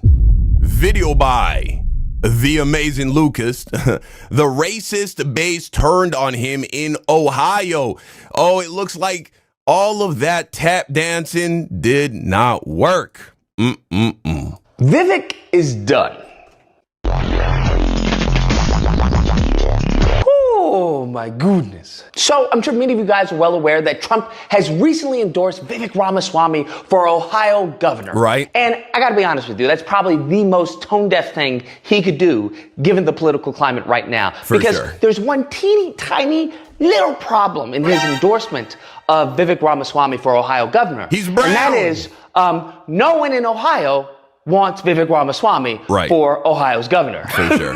That's a, I don't know, glaring flaw in his endorsement. Ohio has never elected a non-white man to be the governor of Ohio. So Vivek coming through with his Indian self, I don't know what he was thinking. Because the funny in this endorsement is not too long ago, Trump called Vivek Ramaswamy very sly and that he wasn't MAGA. Wow. In addition to that, Trump's top advisor called Vivek Ramaswamy a scam artist, right? A fraud, which is what many have labeled against him, given that his stock and his manipulation of a company that he sold that he knew was garbage. There are videos that cover his devilish ways, okay? Him being an actual fraudster. But that being said, there's a bigger concern, and that when it comes to the people... I didn't know that. I got to look into that. I thought Vivek earned his money legitimately. I didn't know he was finessing niggas. Okay, well, we'll got to look into that. Ohio. And the people of Ohio are majority white and majority Christian. So when you endorse a non-white, non-Christian person to be their governor, you're cuckoo for Cocoa Puffs if you think that's going to go anywhere, okay? Vivek Ramaswamy is Indian, and he's also Hindu. I guess the best way to describe this is on top of him being Hindu and not being Christian, well, I'll just let Ann Coulter describe it. And that's why I brought on today somebody who I think has some thoughtful perspectives on the future direction of our country, of our conservative movement. We? Who's we? Oh, and I agreed with many, many things you said during, in fact, probably more than most other candidates when you were running for president. But I still would not have voted for you because you're an Indian. Hello, darkness, my old friend. Meet Gym Monster 2, your all-in-one smart home gym. Set it up anywhere, no limits, no install. And that I mean, when it gets put so plainly to you, when it gets put so clearly. Hello, dark. Probably more than most other candidates when you were running for president. But I still would not have voted for you because you're an Indian. Hello, darkness, my old friend. And that I mean, when it gets put so plainly to you, when it gets put so clearly, there is no room for misinterpretation. You would think that Vivek would take that as a wake-up call, but I don't know what is wrong with these tap dancers, these black tap dancers, these Indian tap dancers, these brown, non-white male tap dancers. For some reason, they seem to believe that the grand majority of MAGA Republicans don't feel that exact same way. Nick Fuentes is now the most influential, possibly the most popular conservative commentator under 40. That says a lot about where the MAGA Republican Party is right now. There is the biggest problem, is that Vivek Ramaswamy is brown, and they are lighting him up on X, okay? And if you think that X is just this, outlier, no. What the problem with X is that we're starting to see what people truly feel. Right. We're starting to see what these ignorants really feel about these. That's the thing with being anonymous on X or Twitter. It allows people to say what they really feel on the inside. These individuals, about these pundits, about these politicians. And we're starting to see, them attacking Vivek Ramaswamy when it came to his kids, how he's American, when it comes to him trying to cosplay with his, with cowboy hat and everything. God. They despise this man. They don't see him as American, simply, as Ann Coulter said, because he's Indian. Damn. He's not white. Right. And furthermore, he's a birthright citizenship baby. I believe in being consistent about my policies where... So your father is not a citizen of the United States? He's not. Damn. After years of being in this, following the legal process of becoming a naturalized citizen, she followed it through the legal process. And so I think you gained citizenship through birthright. Everything, and I mean literally everything. He's an anchor baby.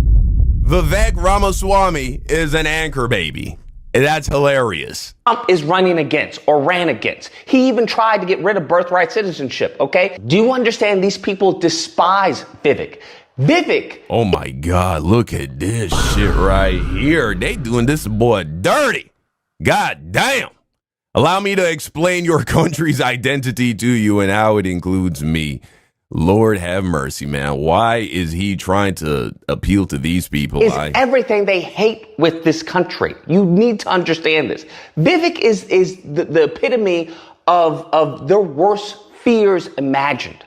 If you couple that, because an elephant never forgets, and apparently neither do swine, but they very much remember him criticizing them, talking about, hey, America is celebrating white mediocrity, essentially. And they didn't like that.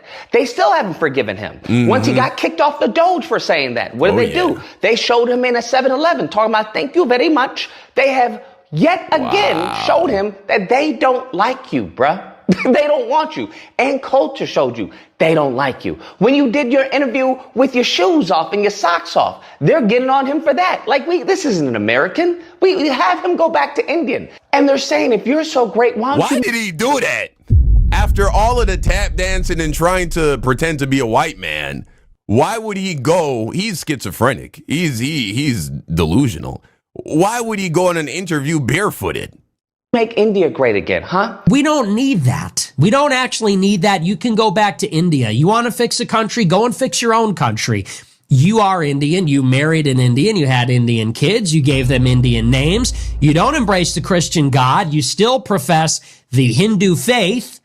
And you still profess pride in your group. Why don't you go to India if you're so proud? It's so funny, though, right? If you're white, it's okay to be proud of your German heritage, your Dutch heritage, your Irish heritage. All of these countries, none of them are American. Their culture is very not American. It's German. It's Irish. It's French. It's British.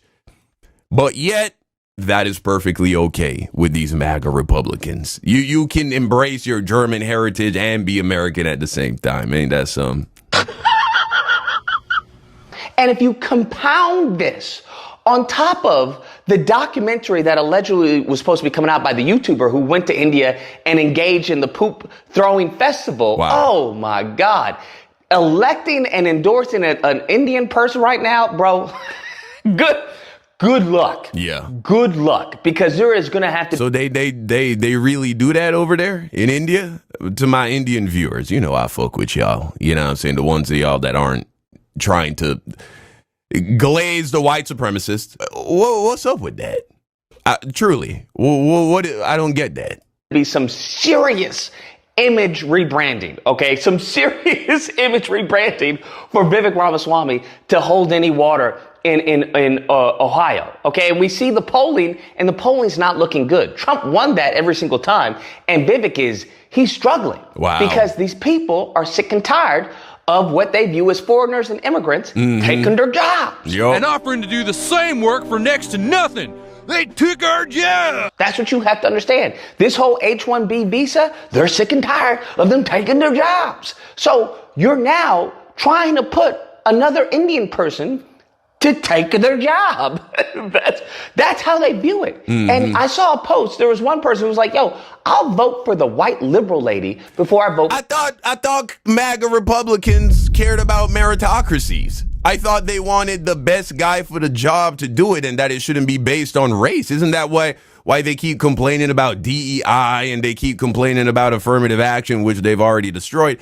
Why does all of a sudden meritocracy, that shit don't matter no more? Now the most important thing is their whiteness. Okay, I see. That's so funny, man. Complete hypocrites. They want their own affirmative action, right? For him. And that's where it's gotten to. That's so funny, though, but they've always had that affirmative action. Look at when it comes to 2028, people, even those on the right, are saying, hey, I'd rather vote for Gavin Newsom because he has a white wife. Wow. He has white kids, as opposed to J.D. Vance, who has a non-white wife, and one of his sons' name is Vivek. J.D. Vance is fat and ugly and has an Indian wife who is the daughter of immigrants, and his kids are all brown.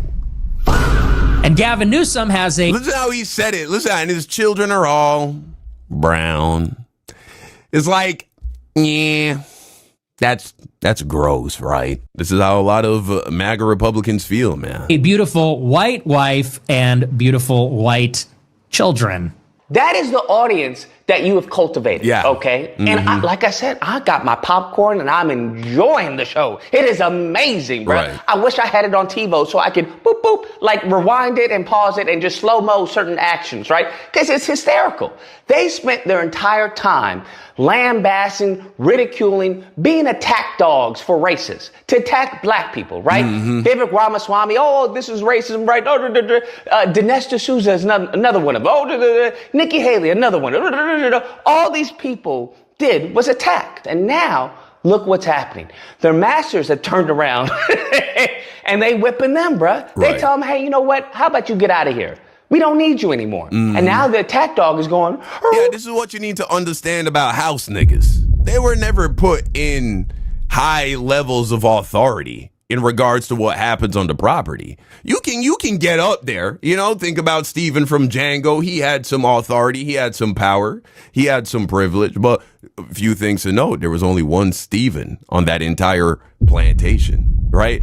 It's not a lot to go around, not a lot of positions to go around, which is why if you notice, there isn't unity among these black conservatives. Have you ever noticed that? There is no unity. Look over here. We're always shouting each other out. We're always showing each other love. You know what I'm saying? Like, I pulled up to the amazing Lucas's live stream the other day, showed each other mad love. You know, I'm showing Antonio love. He's showing me love. Same thing with Jew Almighty. Notice that on this side, we love each other. We build each other up. Black conservatives, you never see them collabing with each other. You would think the Hodge twins and Brandon Tatum and the Cartier family, and they would always be, reacting to each other and defending each other and lifting each other up. They don't. Why? Because they know it can only be one Stephen. They know it's not a lot of spots to go around where that is concerned. And so they're competing with each other and they hate each other, actually. They don't like each other. And then we see how they treated Brandon Tatum and Candace Owens, not inviting them to the TPUSA events. They weren't allowed to speak at the memorial. You know what I'm saying? These people, they don't understand. You will never get to the point where you are at the top of this shit, man. The white supremacist power structure, they're never going to allow you to get too high. And they don't want too many. Yeah, you all alone now. You all alone in the big bag boogie United States of America. Don't look to us. Don't look to black people. You go, good luck. I don't know where you can go. Because now it's game over for you. It's game over. And we see, as much as they want to say, well, I'm an American and I'm red-blooded American, we see with Dinesh D'Souza. Dinesh D'Souza exposed himself when the person was talking about, hey, I'm not going to release the poop documentary. And Dinesh D'Souza put out a post talking about, well, why don't you make a documentary about how the poop throwers are going to rule the country, right? Are going to rule the world, essentially, how we're going to take over. And that right there, that's why I've been telling people. That's why I've been warning as far as many of the white ignorants. I've been telling them, hey, listen, I know you think you got a Dinesh D'Souza who's, doing your dirty work. I know you think you got a Vivek Ramaswamy who's doing your dirty work. I know you think you got a Tim Pool and the rest of them who's doing your dirty work. These people don't like you. Yeah. They don't like you. Once that money goes dry, they'll turn on you with the quickness. Oh, yeah. And then we'll see how loyal a hungry dog really is. Oh, yeah. You have internal conflict with the dog and the master. That's what's happening. Because at the end of the day, it was destined to fail.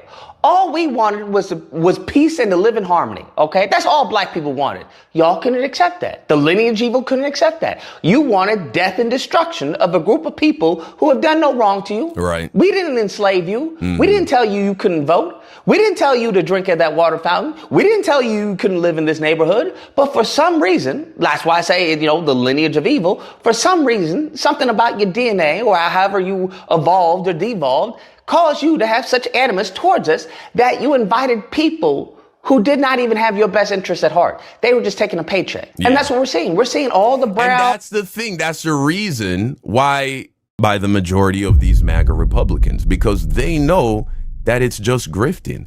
They know what they have done to minorities. They know how racist. Maybe that one MAGA person doesn't consider themselves a full-blown racist, but they know they have people who agree with them politically in their party that are full-blown racist. And so if you're a white MAGA Republican, when you look at these guys, you got to think to yourself, this is just a grift. Because I wouldn't be as a white man, I wouldn't be a part of a group that is constantly demonizing me, that constantly hates me just because of the color of my skin, just because of my race. White people don't do that. Why? Because it doesn't make any fucking sense. I mean, most black people don't do it either. Most people don't do it, I don't think. It's just these sellouts who come from these various minority groups. They do it. And so when the white people look at them, they're like, they got to look at them a little bit sideways. They keep them around because they're useful. They're useful idiots, but they don't trust them completely. They will never fully embrace them. And so that's all this is, man. That's all it is. It's just an easy way for them to make money. That's why Brandon Tatum ain't going to switch up or change. That's why Candace Owens won't switch up or change. Of course, there is genuine self-hatred within them and anti-blackness within them, but they're doing it for the money. That's all they're doing it for. And the black Sambo soldiers that they propped up and they imported here to attack us, they're now turning their backs on them. Ask Benny Boy how he feels about Candace Owens, huh? Ask Dennis Prager and his paralyzed self how he feels about the nice slave plantation owners. There were undoubtedly many nice slaveholders in the South. This is not meant facetiously, again. It's meant literally. You go ahead and ask them. Right. Bro, they reaping what they sowing. I don't know what to tell you. Hell. I'm sure there's some people who kidnap women and tie them up in basements, but you know what I'm saying? Give them clean water and plenty of food and all of that. You got some nice, some real kind predators out there, bro. You got some real kind kidnappers out there, I'm sure. And so, yeah, there were probably some slave owners that, didn't whip that hard. You know what I'm saying? Let you get an extra slice of bread. Huh? Yeah, those are the good ones. Ask Charlie Kirk about gang violence. I don't know what to tell you. They reaping what they sowing. And I didn't even have to lift the finger. I didn't have to lift the pinky, fam. I'm just sitting back and watching the destruction that they cause. They so wicked that they're causing their own destruction. Now they want to turn around and say, you know what, we need to get these out of here. What are they saying? They saying stuff like, yeet the jeet and stuff like that. All this racist stuff. And I'm just like, bruh, you the ones that were hiring them. You said, I don't need the black person. Give me him. I'll take him. You know what? I don't need the white person. Give me him. And now you have the white youth who can't find a job, who can't raise a family because they don't have the money to raise a family, who can't buy a house. Bro, the American dream is going to people who they don't even view as American. Right. Is it? Anyways, guys, that's the video. Let me know what you Yeah, it's pretty sad. But Vivek, he fucked around and found out. And it's not going to get any better. Okay? The MAGA Republican Party. Because the Republican Party has always been racist. It's always been problematic ever since the Southern strategy was implemented. And we know we had a shifting in demographics where the progressives were and where the conservatives were. Ever since then, the Republican Party has been the party for racists by racists. However, I do believe that we have seen a metamorphosis since Donald Trump where it's become this new thing, the MAGA Republican Party. And it is 10 times more racist. It is 10 times more just evil. They're rude. They are disrespectful. They're racist. They're sexist.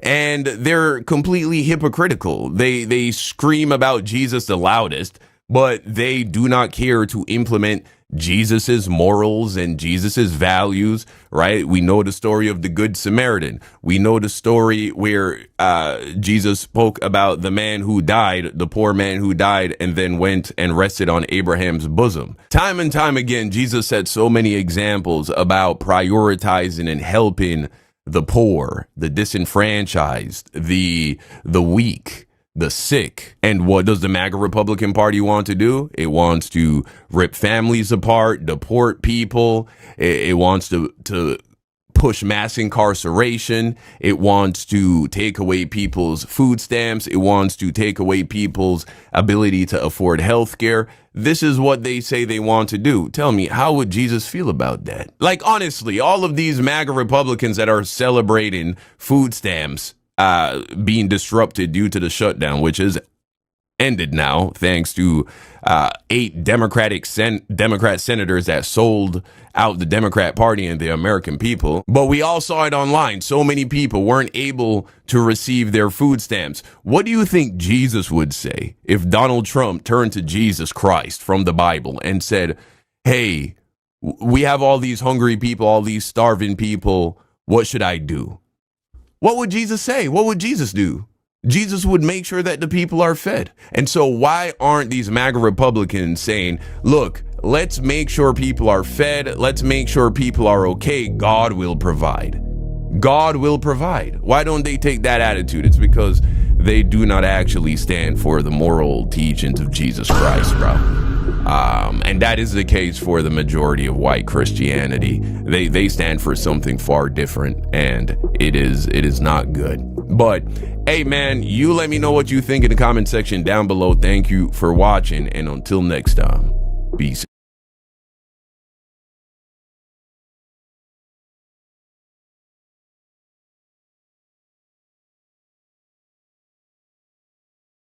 Now, this is just the sweetest wallet I've ever seen. GPS trackable, trigger. House Democrats released those emails obtained from the Epstein estate, showing the convicted sex offender discussing Trump and seeming to suggest he had information he never shared. In a 2018 text exchange, someone whose name is redacted wrote to Epstein, "It will all blow over. They're really just trying to take down Trump and doing whatever they can to do that." The context of the message is unclear, but Epstein responding, "It's wild because I am the one able to take him down." Oh, was he? Was he the one able to take him down? Interesting. Just a reminder that Jeffrey Epstein died by suicide when the first Trump administration was in power. And William Barr, whose father had a relationship with Jeffrey Epstein, was our attorney general. Just something to keep in mind. Now, for me, the Epstein files and the lack of transparency in regard to the Epstein files really doesn't have much to do with partisan bickering. So if you look at what's going down in Congress, it seems like the left is going after the right's going after the left. I would like to ignore that for the purposes of this story, because I think members of both sides of the political aisle have been implicated in the Epstein files. There were some emails that I came across on X just this morning in regard to Hillary Clinton and how she allegedly had frisky relations with some people. Anyway, just look into that for yourselves. I actually want to focus on different elements of the Epstein files right now. And what's really, really interesting is that ex-Harvard President Larry Summers and his close relationship with Epstein for years after he was charged for soliciting a minor also come up. And we're going to discuss that later in the show. Make sure you check out the live show every day at 6 p.m. Eastern time, because that's when we cover everything. You'll be able to catch every topic that we're talking about. But first, let's just focus on Trump for a minute, who Epstein claimed knew about at least some of the vile conduct that Epstein and friends were involved in, but didn't necessarily participate in it himself. And so in one email released by the House Oversight Committee that Epstein, by the way, sent to Ghislaine Maxwell in 2011, Epstein wrote, "I want you to realize that that dog that hasn't barked is Trump." And then they redact the victim, but victim spent hours at my house with him, meaning with Trump. He has never once been mentioned. Police chief, etc. I'm 75% there. Now, Republicans say that the redacted name is Virginia, meaning Virginia Giuffre. And look, it is also very important to mention that she had, prior to dying by suicide, she had never accused President Donald Trump of any wrongdoing. Okay, so it's interesting because a lot of these pieces of evidence, a lot of these leaks kind of confirm that Trump didn't necessarily engage in the illegal, disgusting activities that Epstein and others engaged in. But it does seem to indicate that he knew about what was going on and chose not to say anything about it. But look, in another email, which Epstein sent to journalist Michael Wolff in 2019, he wrote the following. Trump said he asked me to resign, never a member ever, meaning member of Mar-a-Lago, I'm assuming. Of course, he knew about the girls as he asked Ghislaine to stop. So that actually bolsters what Trump has been claiming publicly in regard to his relationship and fallout with Jeffrey Epstein, right? He had said something about how, he was stealing my girls, and their relationship soured after that. And look, the full context of the email isn't clear, but again, it does seem to be a reference to Trump's claim that he forced Epstein out as a member of Mar-a-Lago for being a creep. But Trump also admitted just a few months ago that he was also mad that Epstein stole girls from him that worked at Mar-a-Lago. And one of those girls was Virginia Giuffre.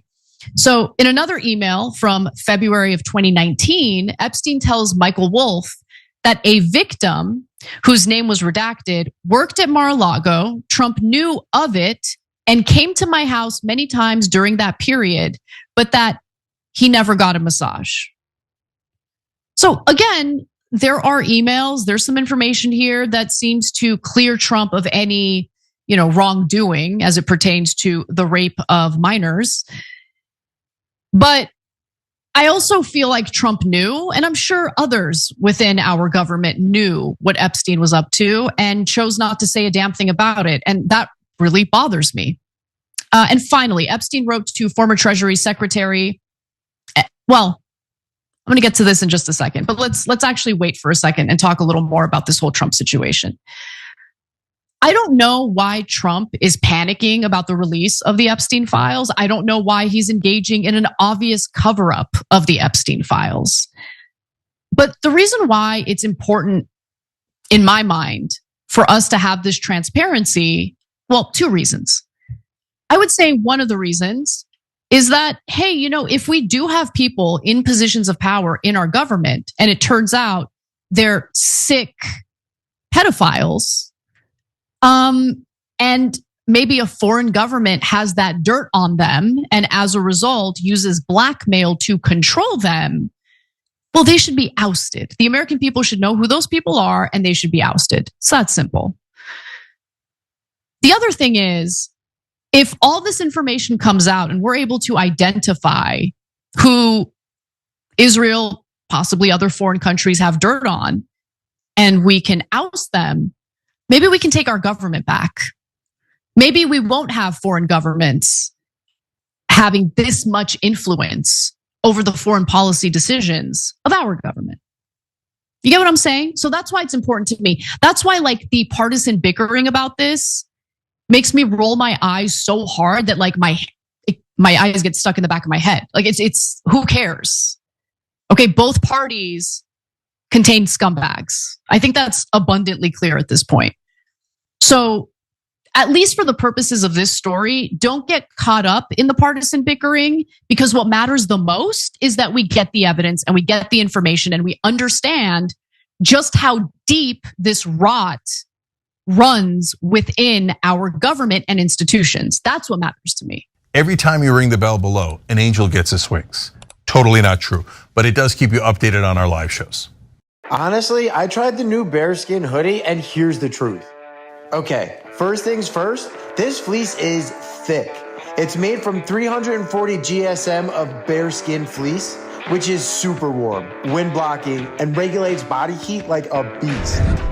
You need the new 340 GSM military grade bearskin hoodie to get comfortable in the wild. It's the ultimate 10-pocket tactical hoodie that blocks wind, repels rain, and regulates heat for incredible comfort wherever you are. It's the only winter hoodie that's built for working, fishing, hunting, camping, or conquering foreign lands.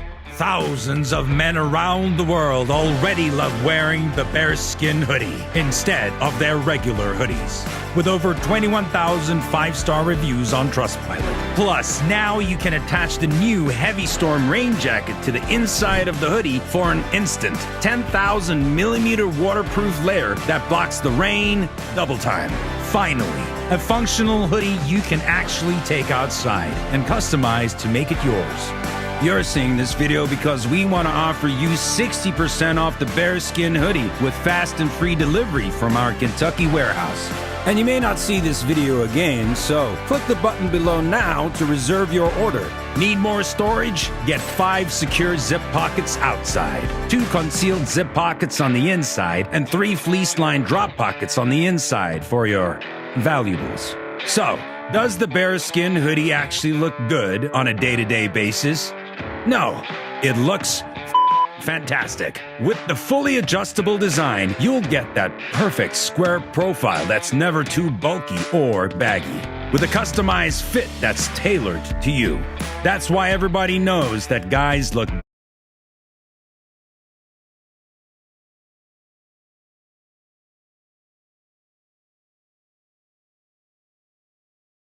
The momentum building among House Republicans in support of bipartisan legislation to compel the Justice Department to release the Jeffrey Epstein case files.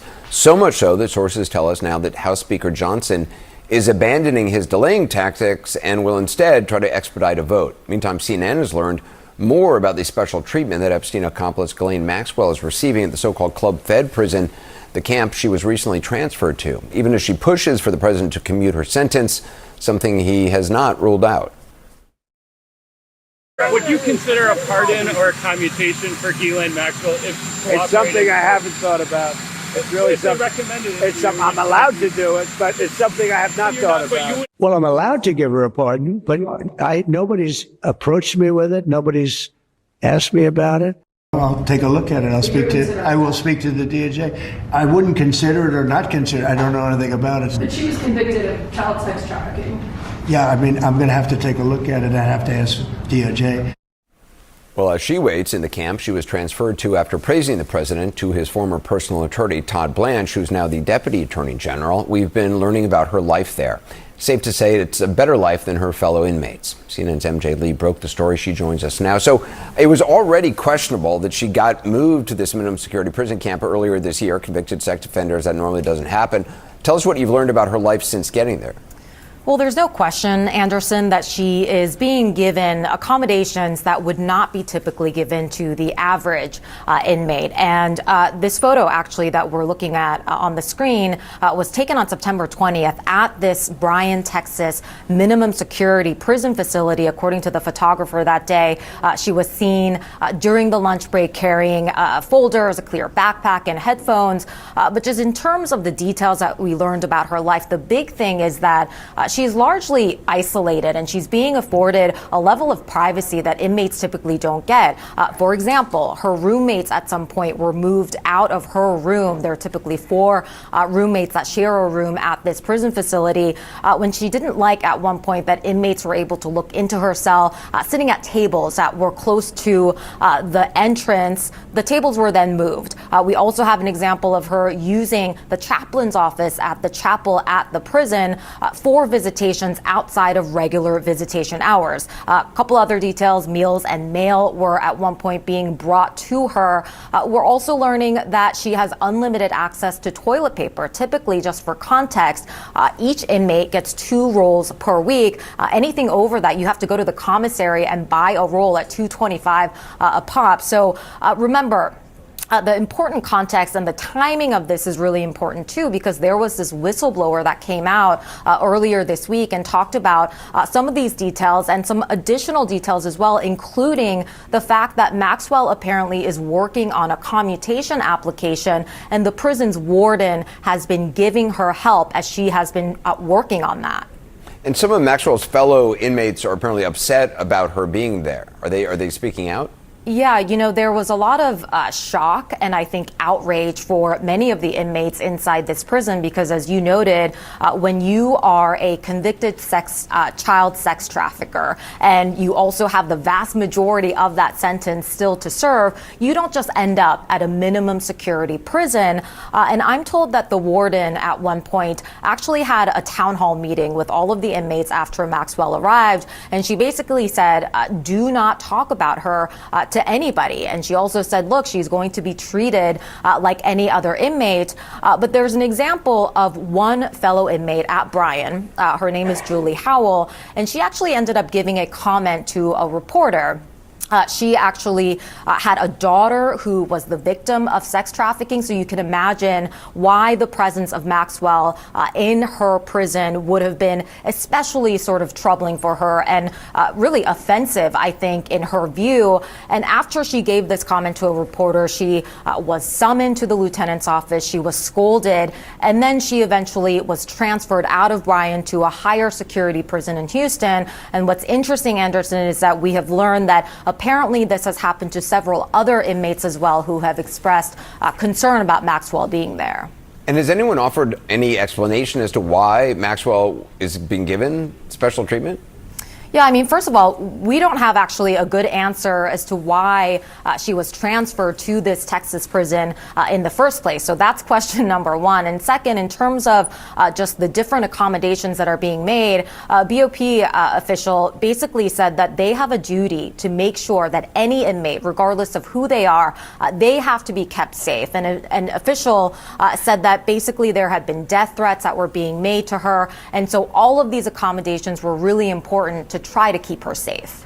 All right. MJ Lee, thanks very much. I want to get perspective now from former Trump campaign advisor David Urban and former Democratic South Carolina State Representative Bakari Sellers. David, at this point, I mean, the steady drip of Epstein news cannot possibly be beneficial to the White House. Why do you think the president and his top officials have been fighting this effort to release the file? My sleep routine deserves only the best and purest. Made from 11 superfoods, 2 potent forms of magnesium, and 1,500 milligrams of adaptogens. Moon Brew's Magnesium Hot Cocoa is the smartest choice for my body, keeping my cortisol levels low and recovering my muscles overnight. Relax and unwind from the inside out with 1 daily scoop of Moon Brew.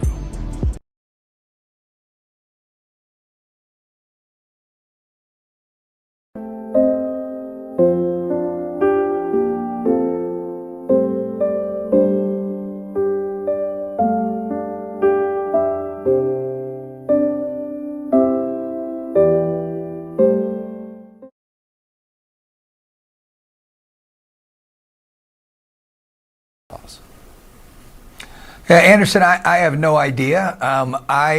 Like many others in the party, I think would just like to see it be dumped a long time ago. Get everything out there. It is out there. Let the cards fall where they might. Let's put this behind us. I think what I've repeatedly said, Anderson, I think the most important thing. I'm sure these files are interesting. I don't think they're going to be damning for the president. I think there was anything in there that would have been leaked out by the past administration over the 4 years that they were in there. But I always keep saying, like, why don't we just call in the prosecutors who did this case, the federal prosecutors in Southern District of Miami, the U.S. attorney, and let's ask them why they gave Jeffrey Epstein a sweetheart deal. That's, I think, the most important question here. Why did he get a sweetheart deal? What were the causes behind that? Not so much what's in these files at this point. I mean, I think everything that is going to be out at this point, but just dump it, get it out. I mean, the president ran on it. I think people want to know, Republicans, Democrats, and it is not getting better. It might go away after the House has this vote. The Senate's not going to take it up. The president surely won't sign it. So it'll become a moot point at some point soon. But they're a big part of the MAGA-verse and others that want to see transparency. Bakari, I mean, it's interesting because David was talking about the prosecutors down in Florida. One of them had reportedly been prepared to have a multi-count, dozens of count indictment, but that was not taken up by the lead attorney, obviously, who has appeared before Congress. Do you see any alternative strategy the White House could adopt besides releasing the files? Obviously, if the president, if they did pass the Senate and it got as far as the president's desk, which, as David says, is highly unlikely, do you think the ramifications of him not releasing them would be great? So there is an alternative strategy. I think you just laid it out, which is just to kind of let time heal all. The problem is this is a bed that Donald Trump has made. I mean, he's been talking about the Epstein files since 2015. And I think that it becomes a little bit more complicated than what my good friend David Urban said when you're talking about just have the prosecutor who gave him the sweetheart deal come and testify in front of Congress, because now we have evidence that Ghislaine Maxwell is getting a sweetheart deal currently as she's sitting in federal prison, and she's in accommodations that are not necessarily deemed for those who are child sex offenders or child sex traffickers. And so it becomes a little bit more complicated than that. And we also know that she sat down with Todd Blanche for, I believe, 9 hours. And we know that the comments she gave Deputy Attorney General Blanche are diametrically opposed to the emails that came out. And so, I think that the only thing that you can do, people always say that sunshine is the best disinfectant. Right now, there is a great deal of hesitancy, not just from the MAGA base, but everyone. And then you have other politics at play. I mean, you have people like Nancy Mace who signed on to the discharge petition, and she's running for governor of the state of South Carolina. Does that mean that somebody else, for example, gets that endorsement? So there's so many politics at play. But at the end of the day, one of the things that we know to be a fact is that Donald Trump palled around with the most notorious sex offender we have in the country. And he is reticent to giving the American public the full context of that relationship and Jeffrey Epstein's relationships with others. David, why wouldn't the president he's been asked multiple times about commuting Ghislaine Maxwell's sentence. Why wouldn't he just say, no, she's a convicted sex offender, or it's not something I would. He's talked about, I'll talk to the Justice Department. I don't know anything about it, which is what he often says.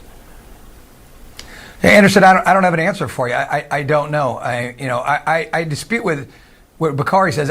Listen, at the end of the day, when all this gets out there, I don't think Donald Trump's going to have any fingerprints anywhere on these documents. Obviously, I can't be certain. I've not reviewed 30,000 plus pages or whatever there is left remaining. But I would suspect that during the 4 years of the Biden administration, if there were some damning, Anderson, you and I and Bakari, we sat and watched Donald Trump be led into courtroom after courtroom by Democrats, in power, trying to take the guy down. If there was a kernel of something in there that could take Donald Trump down, it would have been leaked already many years ago. So I think they should dump it, get over it, move past it quickly, move on to things that people care about in America, like pocketbook issues, their inflation and jobs. And I think this administration would do well to get to that point and start talking about the things they're doing to make people's lives better. All right, David Urban, Bakari Sellers, thank you.